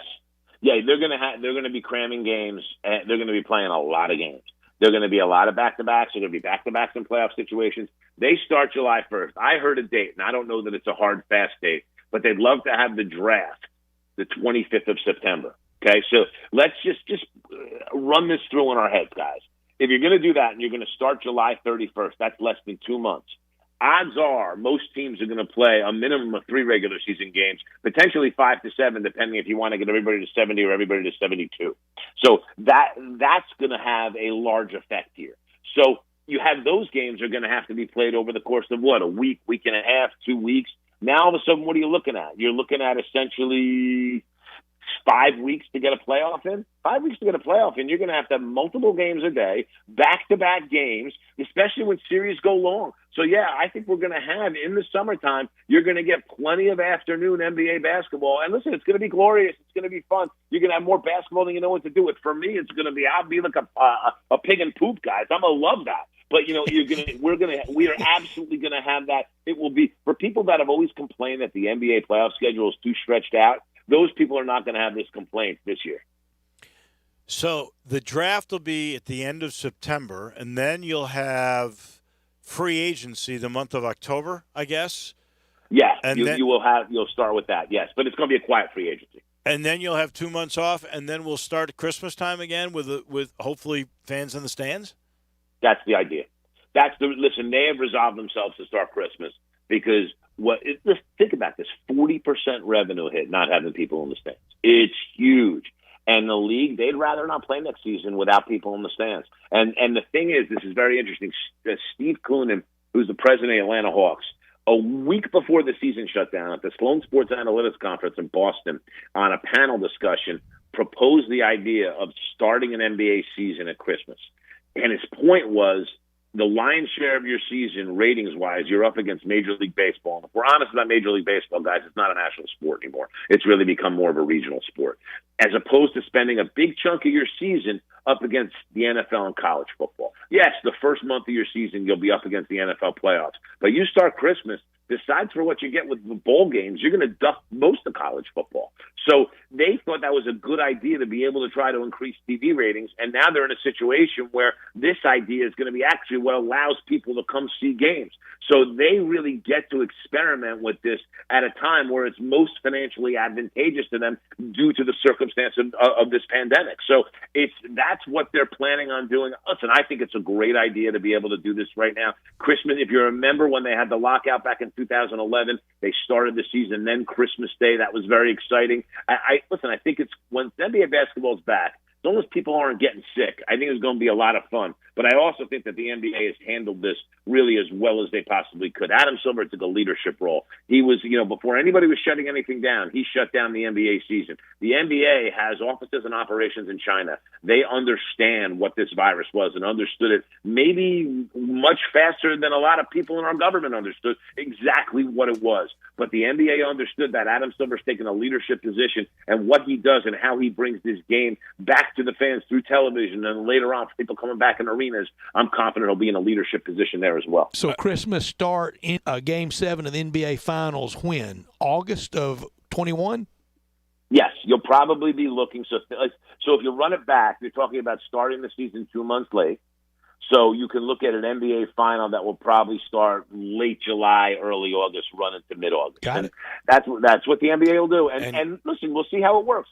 The thing is this: if you get an NBA final that's an exciting enough NBA final, people are going to watch no matter what month it is. I honestly love it.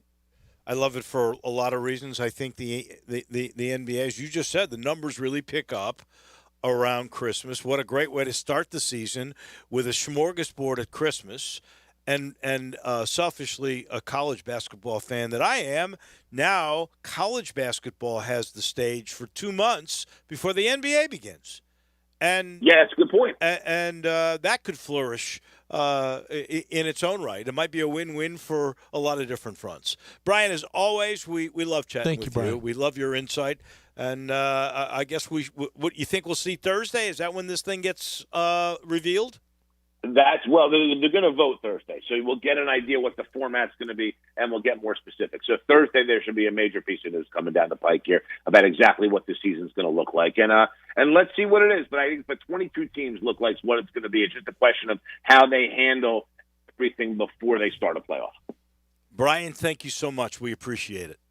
No problem, guys. Take care. We'll talk to you soon. You got it. Brian Geltzeiler from HoopsCritic.com, brought to you in part by the Butcher Shop. In the Butcher Shop, I'm going tomorrow. I'm going to make myself a little bit of a run. I love everything about the Butcher Shop. They're always changing up their menu. They, by the way, will allow you still to take out raw food so you can cook it yourself. And I happen to love their strips. I happen to love their ground beef. I happen to love their salmon, which, by the way, if you ask, they'll do all the seasoning and put the olive oil out there so you can just grill the salmon when you get home. It is amazing. And so is their $100 family meal for 4. You get 4 famous Butcher Shop entrees, your choice. 8-ounce New York strip, which I happen to love. The Atlantic salmon that I'm talking about, and this is cooked. Chicken breasts, you get a couple of those. You get 4 homemade desserts, cheesecake or brownie. You always get the garden salad. You always get the baked potatoes. Ask for the double baked potatoes. You always get the French bread. You get a $100 family meal for 4. You can't beat that. Not with that quality. All you got to do is go pick it up or dine in. You can dine in now. To order, 757-4244. They're always cooking up something new. Always great. At the Butcher Shop at the Agri Center that is Walnut Grove and Germantown Road. Back with a wrap of hour number 2 in just a minute. This is Sports Time on Sports 56 with Wolo and Stats. Search Sports 56 on Facebook and give us a like. And follow us on Twitter at Sports 56 WHBQ. Blood and plasma donations are more important than ever. People all around the world still depend on the medicine your plasma helps make. That's why Interstate Blood Bank and Plasma Biological Services are open and will remain open for our donors. The United States government has declared blood and plasma donation as a critical infrastructure industry. That means healthy donors are allowed to travel to and from donation centers regardless of any stay-at-home mandates in your area. We need you to keep donating so that we can continue to manufacture these life-saving medicines. We understand that you may be concerned about COVID-19.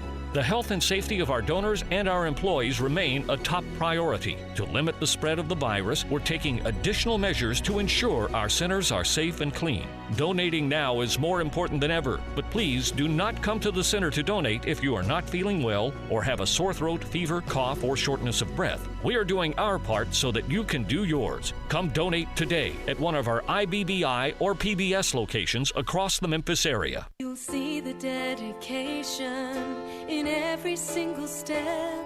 You'll see it in the smiles when smiles are hard to get.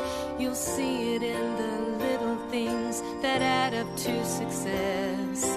The caring and passion are the things that we love best.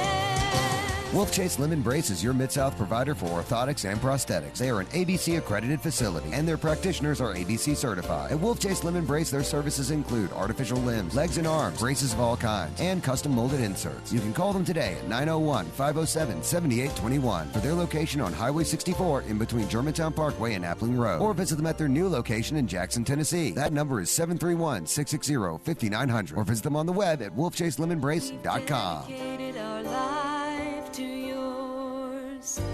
Wolf Chase Limb and Brace.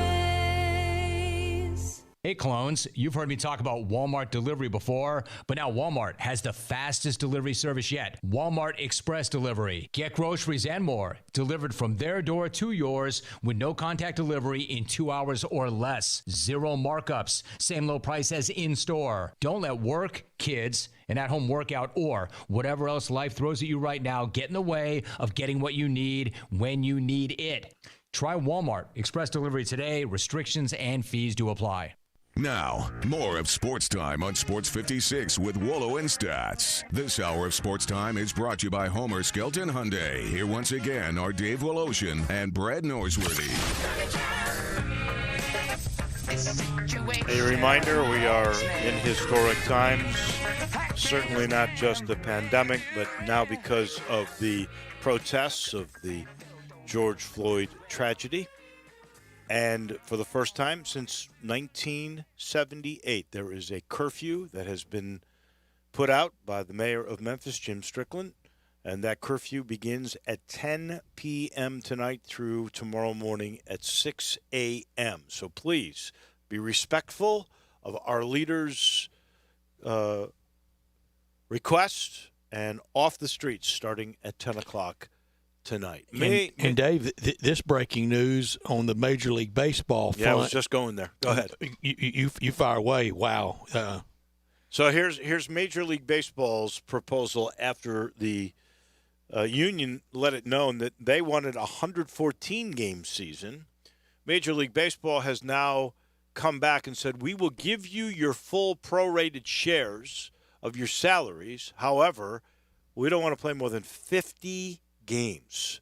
So that is quite the departure, less than half of what they want. That's a big They asterisk. will give them their salaries, only 50 games. If Brett, if I were the union now, I would have to come back with this. I would have to come back something to the effect of, okay, we'll play 50 games. Now we want a major expansion of the playoffs. Well, it should be everybody at 50 games. And really, exactly. Everybody gets to participate, and we get a share, a significant share of the playoff revenue. I think I just changed my asterisk policy, though, for this year, 2020. Yeah. 50 games? 50 games. I've been to that many Redbirds games in a year. That's less than a third of the season. Wow. That's not a season. 50 games, but seriously, would you accept it if you then included everybody in the playoffs and they would get some of their money back if they got a share of the playoff revenue? I guess at this point, Dave, we about have to take it about any way we can get it. We were talking during the break of, as Brian Geltziler said, not only matinee, but noon, regular weekday NBA games will be played. And we were talking about baseball could be on from 10 o'clock in the morning on. But I don't know at 50 games. This, by the way, you'll miss that. This, by the way, comes from Jeff Passan, who's becoming a little to Major League Baseball what Woj is to the NBA, and he's usually pretty much on the money with whatever he comes up with. I tend to like Bob. I don't even know how the players counter that. I like I just told you, I would counter with that means we're all in the playoffs and we get a share of that money. Yeah, but the number of games, the owners, they threw out 82 players, came back with 114 or so, and now we're down to 50 with. Maybe you go 60 to 65 and everybody gets in the playoffs, because they certainly in this I have not seen any proposal. What about back to 82 and everybody in? Yeah, I'd go for that in a heartbeat. But Would you? Would you take that? I would, because at this point, 50 is ridiculous. It's not a test at all. Who are you going to play? I mean, you can't even play everybody in your own division. Put more than one series. 50 games is less than college baseball teams play. That's correct. It makes no sense to me unless this is just a negotiating. I mean, nobody will. But the mantra, everybody after an opening day win, you can't go 162-0 unless you go 1-0. Well, boy, you start 14-0. I mean, you pull a Brewer start, or one year the Braves had a great start like that, and in 1984 the Detroit Tigers were 35-5 after 40 games. My goodness. They'd be looking at a clincher. Exactly. I mean, the Mets in 1986 started 24-4. Well, this proposal cannot be the final number. Start 2-11, you'd see some teams throw it in unless they had the carrot of everybody in the playoffs. I guess the owners were just so incensed at the 114 games, and they know that the prorated number is what the players are really after. So they go, okay, we'll give you your prorated, but you can forget that 114. I mean, that's a laughable number, 50. I'm sure that there is room to come up on that. But I certainly would counter, if I were a part of the union, with a number of regular season that's going to be way under the 114, but inclusion of everybody in the playoffs and an inclusion of the revenue that you get from the playoffs, which normally they don't get. Yeah. Now, in my most adamant stance, if I'm the owners, but let's get started soon. Well, they have to, because time is certainly of the essence. There was a sense that they really had to get their act together by the end of this week if they're really going to have any kind of second go at a spring training for a couple of weeks before they start the season. This stuff is just absolutely wild. Let us take our final timeout for this second hour. When we come back, we switch to college football, what's going on there. And our friend Matt Wyatt from Mississippi State, the analyst in their radio, also a talk show host throughout the state, will get his sense of Mike Leach, of the Bullies, and of the chances that we'll actually have college football. That is all coming your way next.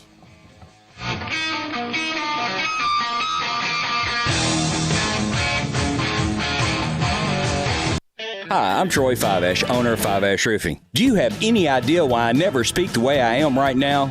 It's because if you're honest, sincere, and knowledgeable, you do not need fast-talking, high-energy, gimmick-promising advertising to get a customer's attention. Speaking of that, how do you think companies can offer huge rebates and giveaways when you use their services or buy their products? By overcharging you in the first place, that's how.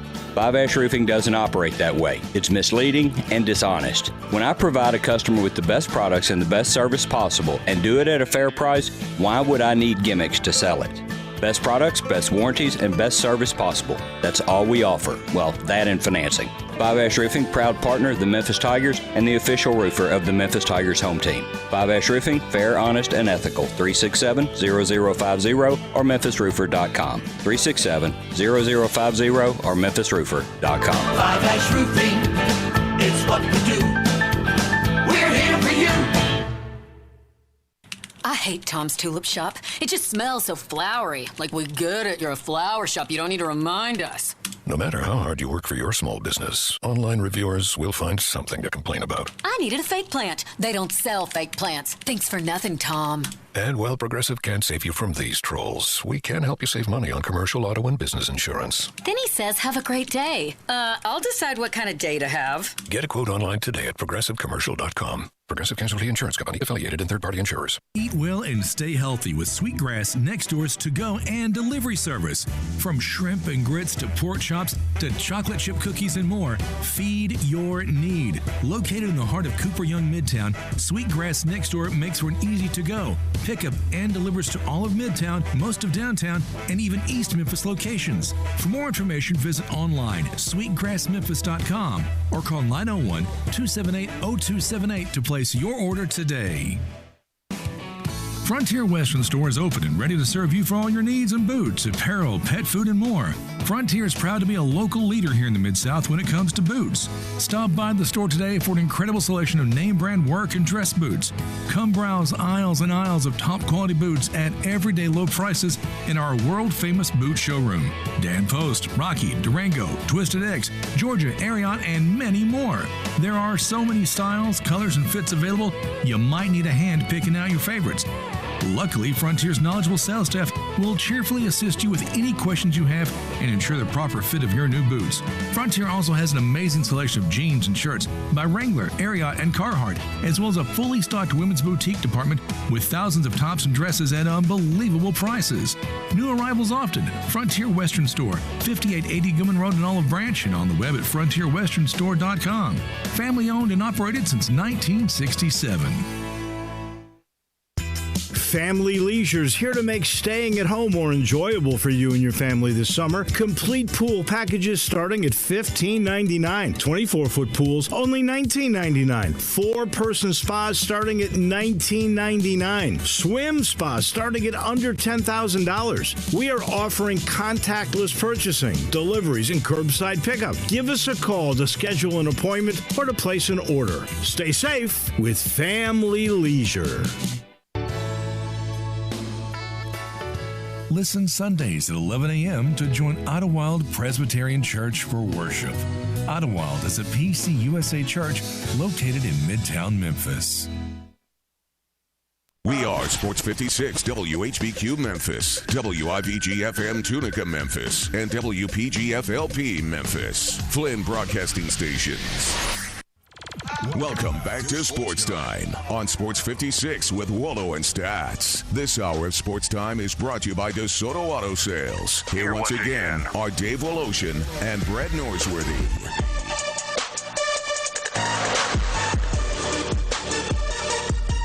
Matt White getting ready to join us and talk all things SEC and Mississippi State. We'll even get some thoughts from Matt on Coach Pat Dye, as Matt grew up in the state of Alabama and knows that rivalry well, and Coach Dye and the Auburn family very well also. So we'll visit with Matt on a lot of subjects after I tell you about DeSoto Auto Sales down on Goodman Road, 5704 Goodman Road. They're the sponsor of this hour, and we appreciate the fine folks at DeSoto Auto Sales.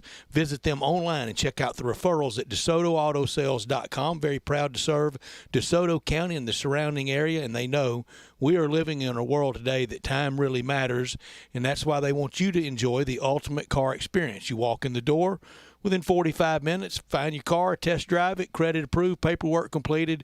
You're back at work in time to do it during your lunch hour or immediately after work at DeSoto Auto Sales. All the cars test driven, all checked out, bumper to bumper with an unlimited inventory, every make, every model. If it's not on the lot, DeSoto Auto Sales, they'll go out and find it for you. But no shortcuts taken. You're treated like family, kind, courteous employees, laid-back atmosphere, down-home environment, down on Goodman Road. 662-890-7184, 5704 Goodman Road for DeSoto Auto Sales. Check out the very happy referrals at DeSotoAutoSales.com and get down to DeSoto County for that town and country experience at DeSoto Auto Sales. We learned right before the breaking news, Major League Baseball has sent the players back another proposal. This is a 50 to 60 game season. You do get your full prorated salary.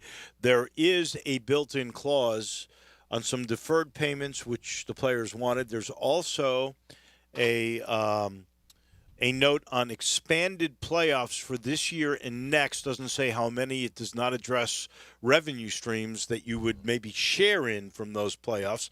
Maybe everybody would be included with this incredibly short season if this came off.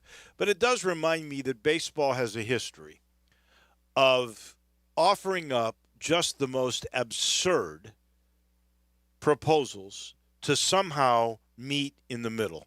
And I can't help believe that that is the case. Or maybe they want to sink the season and they just are working on what will be the deal for the season after that with maybe universal DH, or maybe changing up all of the divisions to make them more geographical and save money. I don't know. Did you think of that, Dave, or did you get intel during the break? I'm thinking, my friend.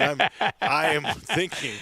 That is, let me say, there's a little combination of the two. I got you going on. I thought you were right busy there. in that break. I just wanted to tell you. In the meantime, let's turn our attention. Let's visit with the analyst on Mississippi State football, former Bully, old number 7 himself. You can listen to him across the state of Mississippi, 12 to 2 every Monday through Friday, radio and podcast host, and you can follow him, and it is a great follow in the Twitter world at Radio White. Matt White, you're a big baseball fan. We could talk to you for 3 hours. Matt White, I text you every time after you're with us. I could talk to you all day. We may give it a try until the FCC runs us out of here tonight. Hey, it's fine with me. You just have to give me a chance to go downstairs, get some food, something to drink, and settle in. But yeah, man, I'm ready to go. Well, let's start first and foremost with what is going on in the larger picture of our country, and that is race. And Matt, I don't think, maybe other than the military, no place on earth sorts out race better than a locker room. Yeah, that's right. I agree with you, and I'm maybe a little biased. That's the experience that I had. But I agree with you, Brad. Someone put it on Twitter. I wish I knew who to credit. I don't. But they said earlier this morning on Twitter that a lot of this country would be served very well by getting a chance to be on a team and be in a football locker room. And that's true. I learned so much there. You know, you have different phases of your life where you grow up mentally, you grow up physically, and you grow up socially. I grew up socially the most exponential growth over a 5-year period of time in my entire life in the time that I was in the locker room at Mississippi State. Because you're in there with 100 other guys from all different walks of life, all different socioeconomic backgrounds, different, 20 different states, poor kids, rich kids, white kids, black kids, and everything in between. And the moment you get there, we've all got to lock arms somehow and be a team. Okay, so there's this expectation going in of we got to accept each other, and that's good. And what I learned, I think that has really served me well after that experience of being on those teams, people from different walks of life, is that when it comes to a lot of racial things, the smartest thing that I can do, the smartest thing I can say are 3 words: I don't know. I look at, when I was 18 years old, and I look at my teammate who was maybe a black kid, 18 years old from the Mississippi Delta. I don't know what it's like to be in his shoes. I don't know what it might have been like for him to wonder if he should go down a certain street, or wonder if he could walk into a certain business.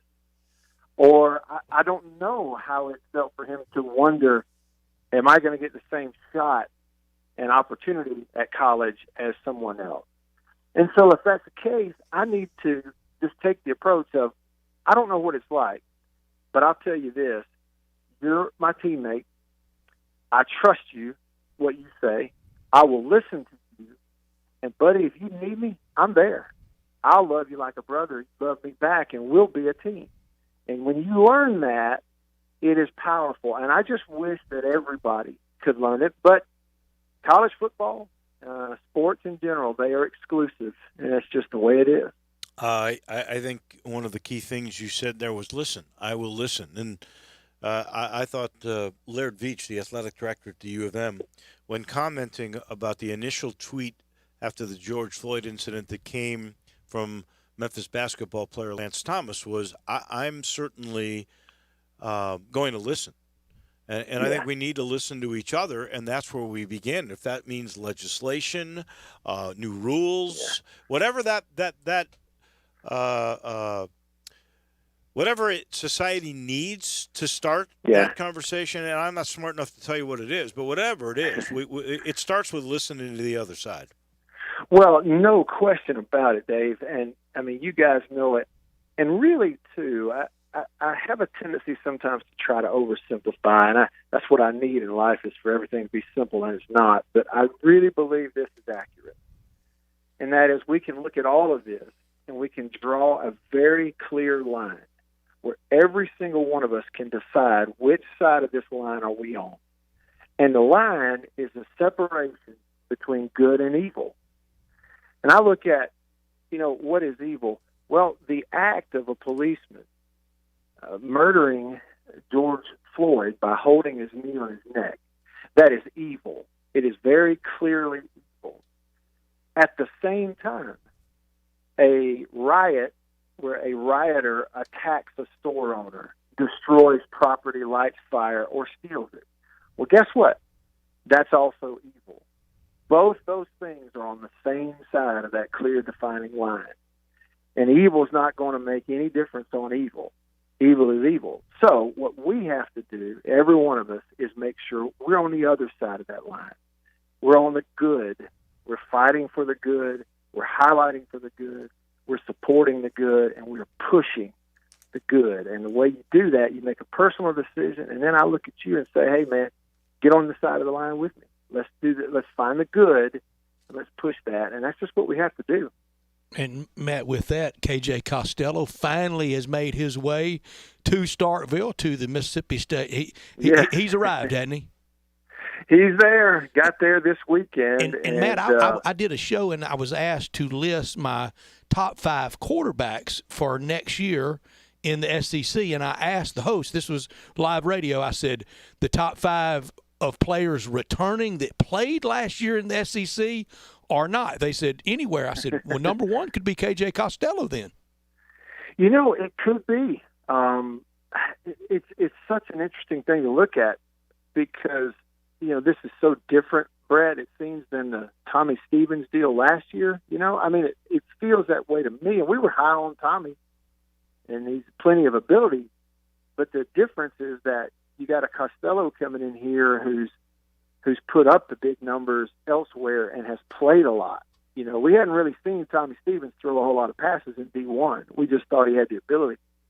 Here comes a guy who's thrown, 29 touchdowns a couple of years ago, all Pac-12, second team. In a passing league, in a very competitive league. Right. Now, I will tell you, too, schematically, it was really interesting watching his film at Stanford because you would see a lot of stuff where he's in the shotgun, they're running 4 verticals, he's reading the whole field just like they're going to have him doing in the Mike Leach offense. And I see that on film and I go, well, no wonder Mike Leach said, recruit this kid, get him here, because he's doing successfully the stuff they want to do. But at the same time, because it was Stanford and because they had NFL tight ends, they had him under center a lot. Tight ends hip to the tackle, play action where he's turning his back to the defense and hiding the football, throwing back shoulder vertical stuff to tight ends one-on-one, running up the seam. Mike Leach ain't going to do a whole lot of that. So it's really going to be interesting to me to see if flipping that switch over to I'm in the gun all the time. Costello's throwing 4 verticals out of the shotgun all the time. If that helps him, if that helps him to kind of really explode, or if it's a struggle, and he's got 1 year to figure it out. How long do you think, even for a Stanford guy, we know they're smart, how long do you think it takes, especially without spring?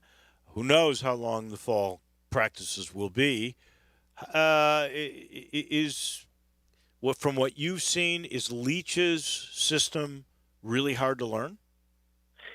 All right, so Dave, everybody that has learned it, players, former players, coaches, they all say the same thing, that it is not complicated to learn. From a here's the name of the play call, here's what you do on that play call, that it's not complicated. You learn it fast, okay? So it's notorious for quick transition.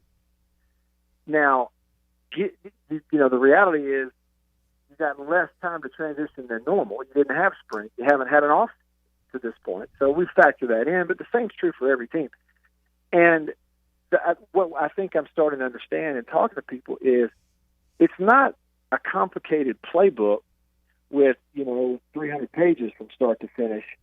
What it is a matter of learning the few things they have so that they can then get into running these 40, 50 different formations that make it look more complicated than it is to a defense. Does that make sense? So I call this play, but once you know what to do and what route to run on this particular play, if I line you up in 40 different places, are you still going to know what to do? And can we perfect that before that first ball game?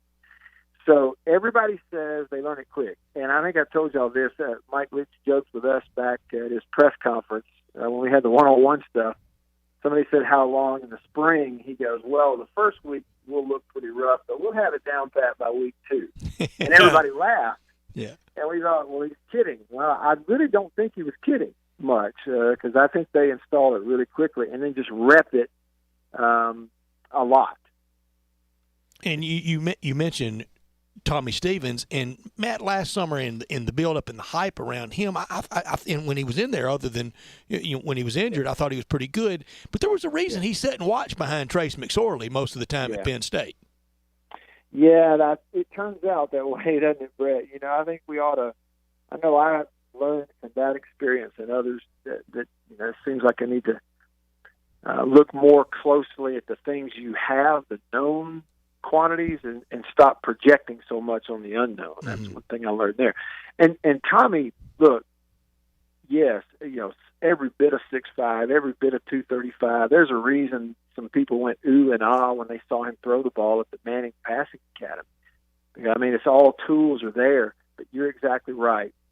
There was a durability factor with Tommy that it comes along with, I think, a natural ability to play through injury. Some people have that, and I think the way I would illustrate it is, y'all have covered the game so much, that there are some guys, especially, starting quarterbacks in D1, they're always hurt. You just don't hear about a lot of it.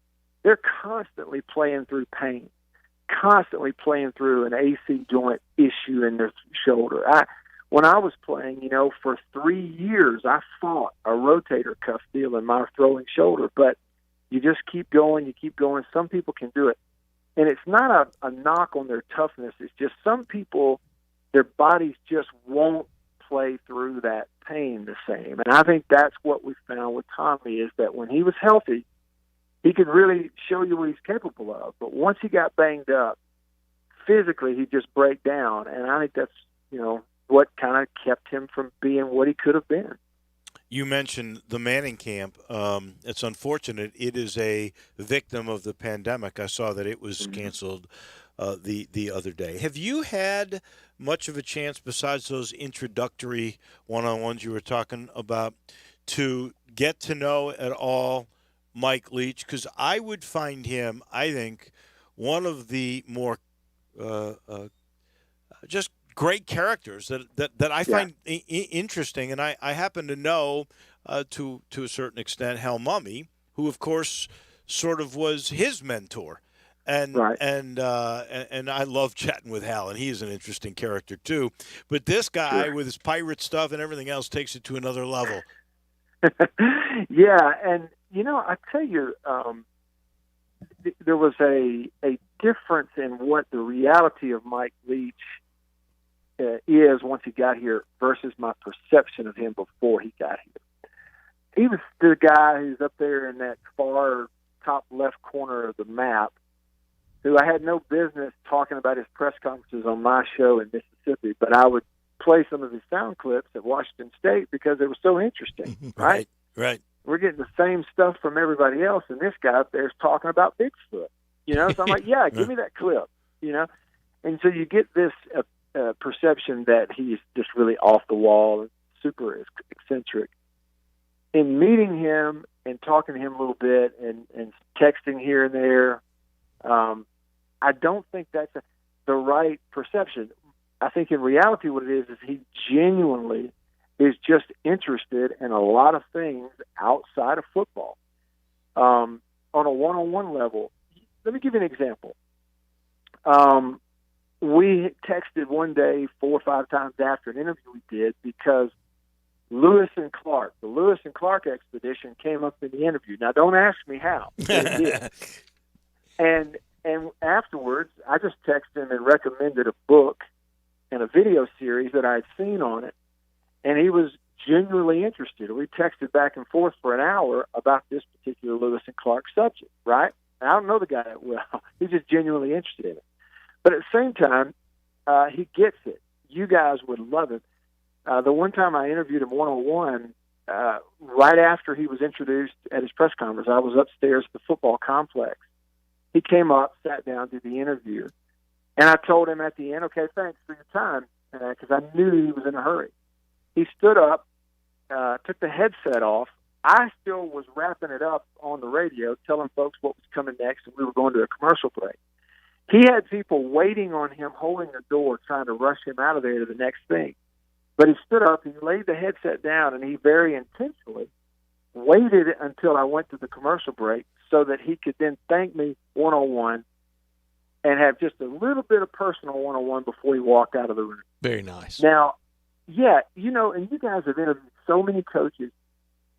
They don't really do that. No, you got fingers really left over on one hand. Yeah. That's it. If somebody's holding the door for them, they put the headset down, they're gone. And that's understandable. He's on a little bit of a different level personally. And that's why I think it's going to work. I think it's going to work in Mississippi, and I think it's going to work in the SEC. Matt, rapid fire, 2 questions left before we have to hit this next break. Number 1, do we start on time? Number 2, your thoughts on the late, great Pat Dye? Yeah, number 1, I do believe we start on time. It's just too important to too many people. Every day that goes by, we're closer and closer to kicking off on, the first week of September. We're going to start on time. And Pat Dye, grew up watching him in the state of Alabama. Brett, as a kid in the 80s, growing up in a preacher's household, my dad was a preacher. Sunday afternoons in September, we watched 3 things after lunch. The Bear Bryant show, and then we watched the Pat Dye show, and then we watched the Atlanta Braves on WTVS. That was a Sunday afternoon deal. That's good child raising to me. I tell you what, it makes you want to eat a lot of tater chips. Yeah. The way they did those coaches shows, but he's a legend there. I got to meet him when I was playing at State 2 different times. We ran out of the visitors' tunnel, or getting ready to for warm-ups, and Coach Dye was standing there. And both times I made a point to go over and say hello and shake his hand, just because growing up he was a legend in the state of Alabama. And he'll always be remembered up there with the greats in the SEC. No doubt. We start on time. Will there be people in the stands? There will be. How many? I don't know. Will we see schools do the Iowa State deal? We're going to cut it in half, just sell season tickets. I know for a fact the SEC ADs, most of them, they don't want to do that. And they're certainly not going to make that decision early. They will wait until the last possible minute before they cut their capacity in half and just do that. Most of these SEC ADs, if it holds 70,000, that's what they want in there, and they're going to wait till the last minute to try to figure out a way to do it. Matt, can't wait to talk to you more often. We're hopefully a couple of months away from really it would they may even come earlier because they didn't get spring, so we'll have to wait and see. But let's just keep our fingers crossed. Yep, you got it. Yeah. Thank you, boys. Thank you. Soon. Thank you, Matt. Always a pleasure chatting with Matt Wyatt. That is for sure. He's brought to you in part by Conway.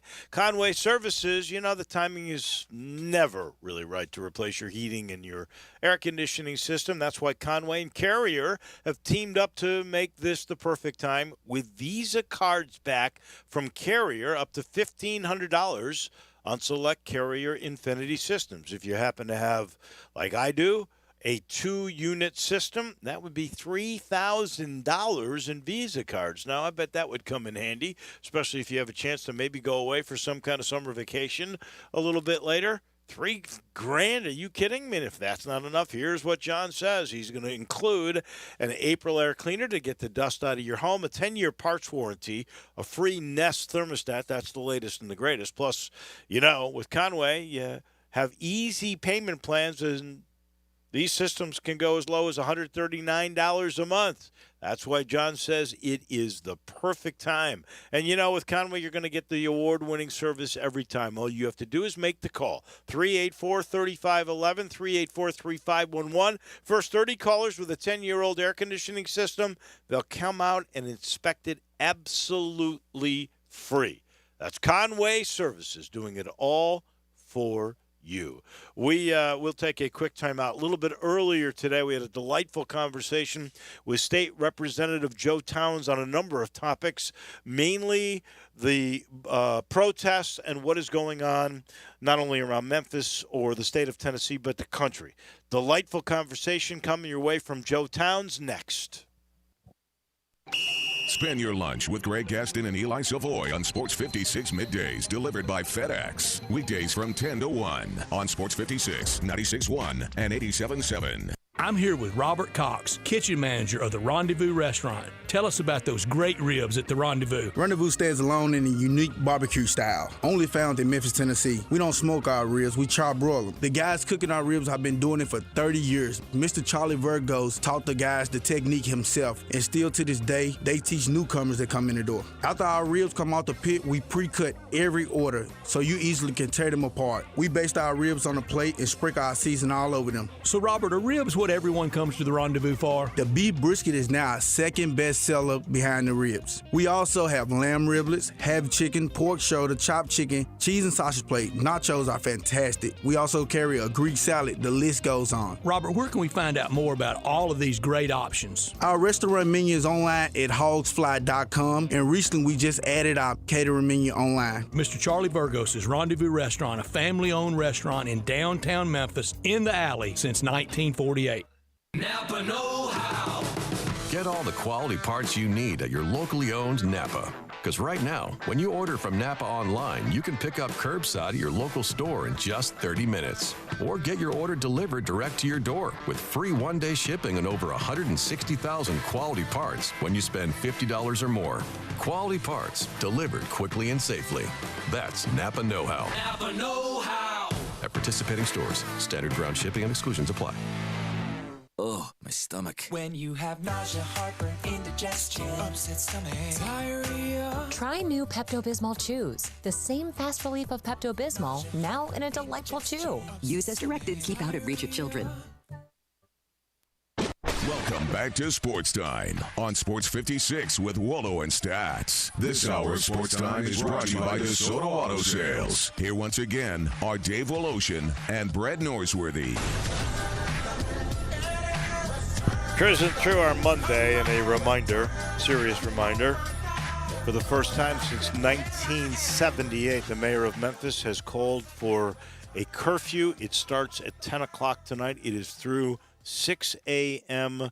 tomorrow. Curfew tonight from 10 p.m. to 6 a.m. on Tuesday morning. First time that a curfew has been invoked in the city of Memphis since 1978. So let's hope there is peace on the streets this evening. We'll talk about that with Joe Towns in a minute. I'll let you know this portion of the show is brought to you by the Spirit Shop, Eddie Connor's Place, 4848 Poplar. That's Poplar in St. Nick, right down from Clark Tower. You've seen it forever. It's the little log cabin that is chock full of wonderful spirits and stories. And if you go away, you can't go in right now, but he'll come out to you curbside. If you've got questions about any kind of spirit, that could be liquor. We're talking precious bourbons or bargains like some tequilas, or really the classic really expensive tequila. There's middle ground things there. Same thing with wines, all there for you. Eddie's got the stories. He understands what you're looking for. He'll find it for you. If he doesn't have it on premise, he'll make calls to get it for you if it's legal to bring it into the city of Memphis. He's done that for me before. He's really wonderful. His whole family is. And in this place, well, they're doing curbside right now. You can call in advance or come up, and they've got a little swiper for your credit card right outside. They got a little tent for the guys, and they're all out there ready to help you. So if you've got a reload from this past weekend, only one place to do it. That's the Spirit Shop in East Memphis at Poplar and St. Nick. I mentioned a little bit earlier, we had a nice conversation with State Representative Joe Towns on a number of topics, and here's what he had to say. And thank you all for having enough interest to reach out and communicate a little bit about the things and the order of the day, I should say, that's happening and transpiring across the country. I really appreciate that. That shows that you guys, how relevant you all are, staying on target as it relates to, informing the people. So high kudos to you. Well, and the news today is really on a different front. It's not the pandemic. It is not name and image and likeness. It is a curfew in the city of Memphis for the first time since 1978 in the firefighter strike. And Mayor Strickland felt it was necessary because of the potential looting and violence that we saw. I guess the Flight restaurant last night had windows broken. Walgreens got broken into last night. And so we're taking all the steps to be appreciative and respectful of those that are protesting, but drawing the line at violence. Your thoughts, Representative Towns? Well, obviously there are a myriad of thoughts.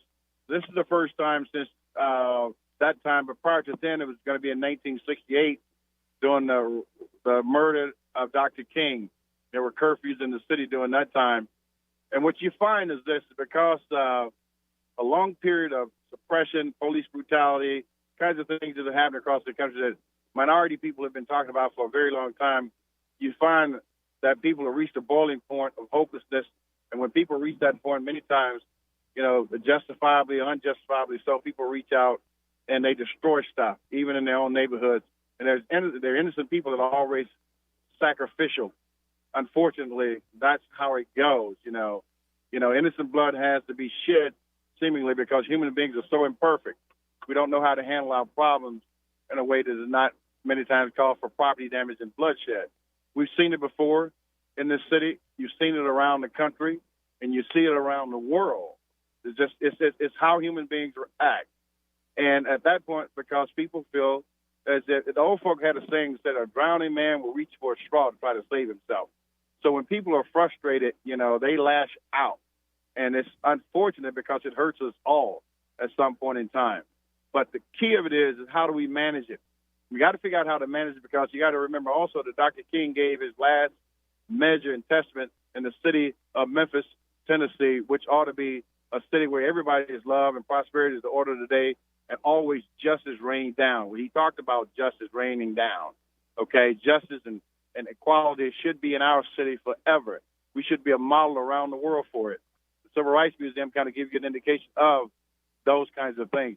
But when people hurt and it seems as if no one is listening, they do things that when they think about it otherwise later, they may have not done it. But at this one, I think the mayor's probably doing the right thing to manage it. But you can't squelch freedom of speech to a point where people don't have their say, because it's like trying to put a top on a boiling pot. If you put that top on that pot without allowing some pressure to take off, to be dissipated, that pot's going to blow. Same thing with a volcano, okay? You have to allow the people to have an opportunity to have their say so you can take some of the pressure off. And then after that, we got to get to the table and figure out what do we have to do in order to make sure these kinds of things don't happen. Some real plans to deal with economic development, police brutality, justice, those kinds of things. Everybody wants to live peacefully, but when you hurt to a certain point, it makes it difficult to talk reason until people settle down. And we have to settle down at some point and come to the table of brotherhood and try to figure it out. We are, as a human species, we're flawed. It's just that simple. We're flawed. As a human species, we are flawed. So yes, it's gotten on the front pages. It's leapfrog COVID. It's leapfrog everything, because it's an age-old problem in our country. Racism and injustice is something that's been around for centuries, and at some point it just boils over. But we got to figure out how to deal with it and address it in an effective manner. And Mr. Towns, you mentioned Dr. King in the National Civil Rights Museum at the historic Lorraine Motel. It has really been ground zero for the peaceful protesters in Memphis over the last few nights, and Dave and I, we think back to just, and you're there as well, one of the great days of the year is the federal holiday, that Monday, celebrating the birth of Dr. King, and the whole world looking at Memphis. And I think the whole world's been looking at Memphis in the peaceful protest style over most of these nights. There's been some vandalism, but it has been mostly peaceful protest. Well, let me say this. The Civil Rights Museum is a world-class apparatus organization, and it's a world treasure, okay? And it's a holy ground because of innocent blood being shed for the good of humanity, okay? And anywhere in this country where you should have peaceful protest should be in front of the Civil Rights Museum for all to come and peacefully protest, because that's what Dr. King was about. One of his last marches that he wanted to do in Memphis was a march that he wanted to do a peaceful demonstration in Memphis, Tennessee. Now, because of infiltrators and disruptors, that did not happen, and it ended up costing him his life. That hurt Dr. King because he could not lead a peaceful march, because he was a man of peace and love and kindness and hope for our generation and our nation. So at all times, if people are being violent all over the world, if people are being violent, in other parts of the country, and they should always be able to come to the Civil Rights Museum and protest peacefully. And I think that you have that kind of respect and appreciation for that institution.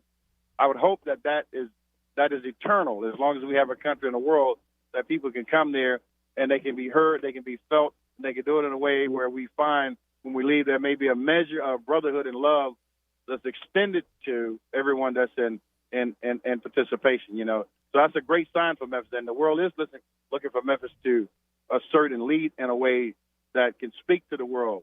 I think you're absolutely right. Were you guys born during that time? Yeah. Oh, yeah. Yes, I was born in 1962, and I was just a tot during 1968. But room 306 at the Lorraine Motel is known worldwide. Well, I was born in 1953, and I certainly remember that day rather vividly. When you were when it about occurred. 15 years old. Yeah. On that particular day, I lived at 375 Mulberry. I used to play down there, go to store for people down there, empty the garbage, sell Coke bottles to make money when I was a kid. The day that shot actually was fired, my grandmother jumped up and said, "I bet that's Dr. King." I was lying on the floor as a young child, Wow. and it woke me up. So we were right there. I was, my grandmother, and my dad, like it's not even a half a block away from the house at 375 Mulberry. So that's a part of my formative years, okay? As a young person, being with grown people in the march when Coretta Scott King marched in Memphis on Main Street, Harry Belafonte. I saw all those people as a kid because I used to sell papers, the Memphis World, which was a black, African-American black paper newspaper that I sold to make a little bit of money downtown. So I was right there as well. Okay, I was right there at the epicenter of the murder that shook the entire world. We're talking with Representative Joe Towns, State House, and I have to ask you, what do you think we can do to sort of better ourselves to learn from what happened to George Floyd?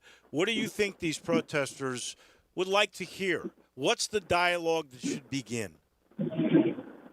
Well, what people have to do is this. First thing, you got to be sensitive to what has occurred and sensitive to what has been occurring over the centuries and more recently in the history across the country. I can rattle off 20 or 25, things that are very, very questionable as it relates to the murder of African American men by police. There's not a good relationship. What the community wants is justice, and they want people prosecuted. So if you don't prosecute people, okay, it's like this. We know we've had popes and preachers that have been crooked and molesting children. We know that we have people in the Boy Scouts that have molested children. We know that we've had people on jobs that have molested women and taken advantage of. We've had people in commercial hierarchies that have sold people bad goods and caused them to die. When you look at all this medicine that people are being sued for, you want justice. You want people prosecuted, and you want to prosecute immediately. And you don't get the prosecution when you have a smoking gun. So if people don't believe in the system, it breaks down, okay? You've got to have a system that everyone believes in. See, police officers cannot control society. The military can't control society. This is how you have overthrows around the world. But the thing works. America's a great experiment, but you got to be true to your documents. You got to be true to what it is that you say everyone is entitled to. You can't have the mentality that because you have another ethnic group or another religion or another gender that you're not going to be treated justly. Somewhere I read that righteousness exalts a nation. Righteousness exalts a nation. Well, I'll share with you also that justice maintains it. You have to treat your people justly, okay? You have to, even the king in the days of old would show mercy and justice to the subjects. You have to treat your citizens justice.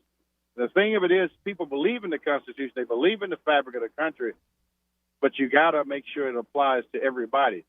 So justice has to be served. Then after that, you got to deal with some of the systemic problems in the community, begin to deal with economic development, blight and flight, the kinds of things that have stigmatized and hurt the communities and prevented them from growing over an extended period of time, the unfair practice of banks and unfair practice of insurance companies. There's things that actually prevent communities from thriving. Redlining. Mm-hmm. And Mr. Towns, that's you mentioned the economic aspect of it, and it just in a blink of an eye, the Congress, not the Tennessee General Assembly that you're a member of, that you were elected by the people to serve in, but the U.S. Congress, we spent $3 billion without as much of a markup or a hearing. How come we can't do that for a summer jobs program, for the Joint Training Partnership Act, to get some jobs and some value in some of these communities that have largely been left behind? Well, what it means is that when I was a kid, we had those kind of summer programs after the 60s, and during that time, the country became sensitive to the needs of the taxpayers. Everybody paid the taxes. They became needs, the sensitivity of people that were at the lower rung because of what has occurred historically. But you have what you have in Washington today, you have numbskulls on both sides, okay? You got Democratic numbskulls, you got Republican numbskulls. So what they're doing, they're running into each other like a couple of battering rams of bulls, and they're not listening to the people and dealing with the issues. They're fighting based upon party ideology, okay? So they're not hearing the people, okay? You're not sent there to play politics. You're sent there to serve the people and solve problems for the people, not just for corporations and big lobbies and people that are well-to-do. You're sent there to solve problems for the people, but they're in the middle of scrapping all the time. And there's an old saying that to whom the gods will destroy, they must first make angry. So you see the Republicans and the Democrats, they're angry at each other. In the 60s and the 70s, the 60s and the 50s, even though you had Republican Party, you need the two-party system, you had the Democrats, they may have fought all day, but they worked together in terms of solving problems. They hung out in the evenings, okay, with Tip O'Neill and people of this ilk back in the day. They were able to resolve problems. Johnson was the guy, that was able to get the Civil Rights Voting Act and all the stuff that Kennedy was working on implemented. He couldn't have done that without the help of Republicans. You have to work together across the aisle for the good of the people. What has taken up the oxygen in the room are the people that have commandeered and stole our democracy, and it's big business. Don't misunderstand me. We all need business. We love our business. But you have to give the people something, too. People want to live, maintain, a health consciousness about themselves, be able to buy a house, send your kids to school. Education is off the Richter scale now. It costs so much in this country. Be able to save a little bit for retirement. This is what human beings want to do. Everybody's not trying to get rich in this country, but people do and deserve, in the greatest country in the world, the right to be able to make a living, okay, without a lot of confusion, okay? But your leaders, the problem is that your leaders on both sides, they are not doing what the people have sent them there to do, period. They're in the murk and mire of politics and playing politics with the lives of citizens, and people are fed up with that, too. Republicans are not always right, nor are Democrats always right. If it's a good idea, it's a good idea. If it's going to benefit the people, that's what we should embrace. No one party has the benefit of the knowledge of doing good for the people at all times. No one. You got to work together, man. Simple. Got to work together. We are talking last thing with Representative Joe Towns. We could talk all day with you, and I got to get one sports thing in here because you and Representative Parkinson were trying to get legislation passed on the name, image, likeness. I think you ran into a little bit of a dead end last week. What's going on with that legislation? Well, I'm glad you asked, and that's a great bill because historically there again, athletes have been really taken advantage of for the corporate interests of those that we're going to call the NCAA. Now, Memphis was in a huff and a tizzy when they actually mistreated our player, our number one pick, okay, who ended up leaving and not coming to Memphis because of what they did to him and our coach, Coach Penny Hardaway, our beloved Coach Penny Hardaway. So we decided to try to do something about it. Now, while the Tennessee General Assembly, everybody seems to want to do something about it, okay? Everybody seems to have the passion and the insight to want to do something about it. However, because California's already made it law where, people can use their likeness without being penalized and de-scholarship, and they and some other states have done the same thing. The NCAA is making a little bit of movement towards maybe cleaning this. I think we may have lost Joe. I know he was talking about the federal government getting involved. I'm still here. Okay. I'm still here. We lost you there for a second. You were talking about the federal government involvement. Right. So the committee has decided, because the NCAA has decided in conversation that they want to do something about it. The committee decided to wait, and they wanted me to wait and give them an opportunity to do something about it. Okay. Now, within 6 months after my election over, which I'm running for re-election at this point, after the re-election is over, nothing has happened in 6 months, we're going to bring the bill back to hold them to their word that they should pass the bill in Tennessee and protect our players and protect our coaches and protect our institutions. Because the NCAA is not a body that I work for. I work for the people, and I always have and I always shall work for the people. And I have to protect our students, and I have to protect our institutions.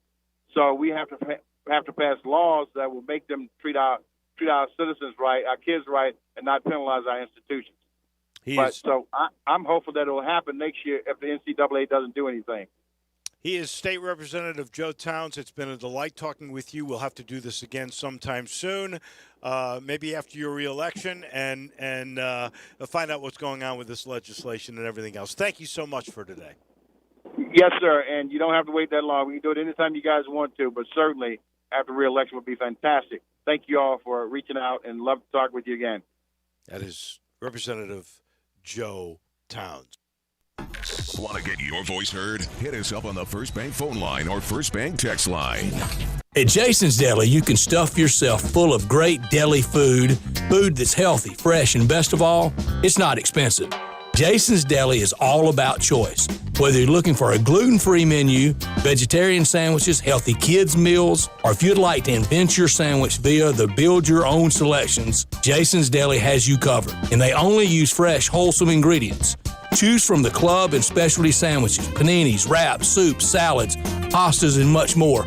I love the cleanliness in the restaurant, the hospitality, and of course the cost. They have a huge salad bar and great soups, including Southwest chicken chili, fire roasted tortilla, organic vegetable, tomato basil, and many, many more. And if you're planning an event, their catering department is fantastic and can handle any size party. Go check out Jason's Deli's 4 locations. On Ridgeway in the Park Place Center, that's my favorite, on Germantown Parkway in Cordova, at Poplar and Highland, and on Goodman Road in Olive Branch.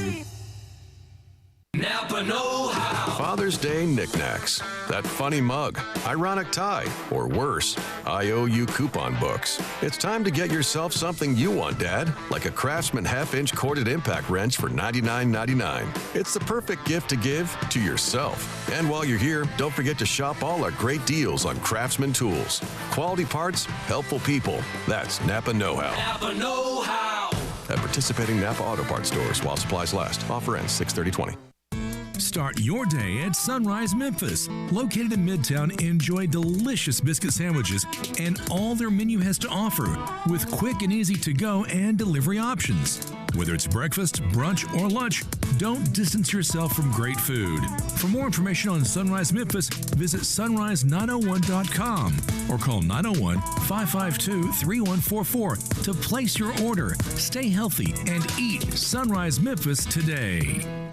You get into bed and find your mind still going? If so, try ZzzQuil Pure Z's liquid melatonin. It's made with an optimal level of melatonin for no next day grogginess. Pure Z's liquid melatonin, because sleep is a beautiful thing, at stores now.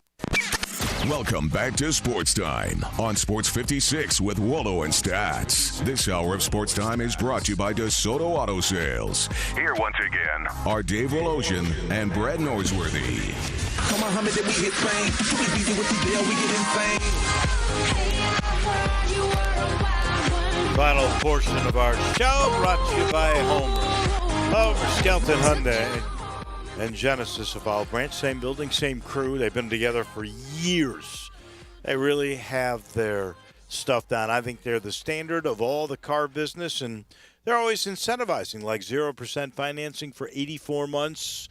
And on top of that, here's a little more motivation. And we understand it's a pandemic. You might not have cash on hand. Don't make the first payment on select models for 120 days, 4 months. Some are 90-day deals. Just go and talk.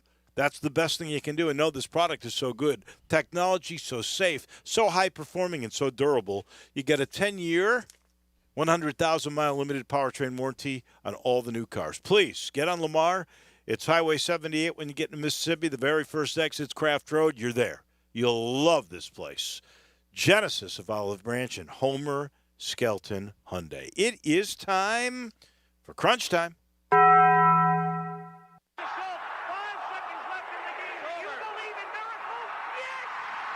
crazy, folks!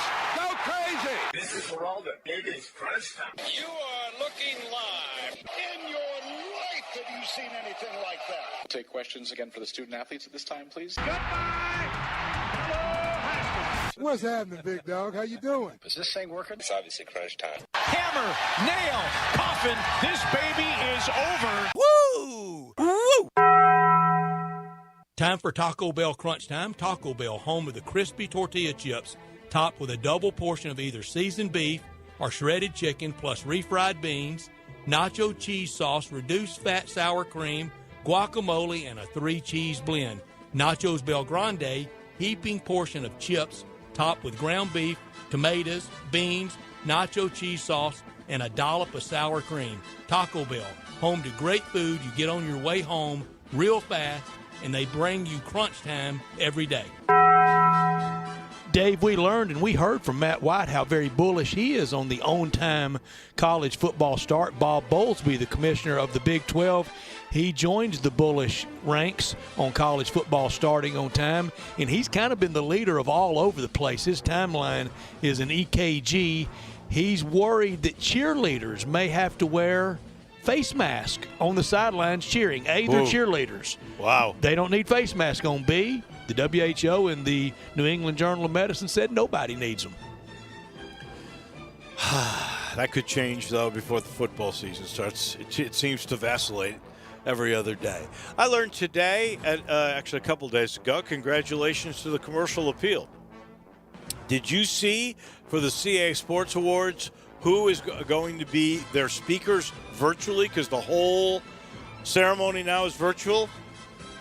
Bill Belichick and Steph Curry are taking place as speakers for that award show on June the 18th. Congratulations to the commercial appeal. And honestly, I also learned today that Philadelphia Eagles wide receiver Deshaun Jackson, he has a good point. If there's not going to be crowds for the NFL, they should mic up the players. Should anyway. Yeah, I kind of like that idea. Let's go inside. Could have done without the potential looming baseball disaster if they do not play at all this year. If they do play, I don't know if it ever feels right. Sure won't with 50 games. It's a lost year for baseball. Will it thrive again after this lost year? Baseball's had that big comeback before. It's going to have to mount another one. Well, I'm right with you there. I am so disappointed, and we learned today, we really learned right about 5 o'clock, that MLB has counter-punched to the MLB Players Association, which said we want to play 114 games. They came back because the other part of the contention here was they wanted their full prorated salaries. So they came back and they say, okay, we'll give you your money, but only for 50 games. That is not a stance of we really want to compromise with you. We really want to get this thing going. That almost seems to be, here's our next salvo. It's crazy, so we can meet somewhere in the middle. Or maybe, Brett, it is we don't really care if we play this year. Could be that. Dave, we're going to keep a close eye tonight on the curfew and also on another night of unrest, possibly near and far. I am 100% all for peaceful protests, and I don't understand the grievances, but I want people to better understand the grievances. I understand the frustration and the irritation, and it's way too long past something being done to correct it, but I want it done in a peaceful protest way. There's a difference between protest and anarchy. Well, there's a difference between protests and looting and violence. That is for sure.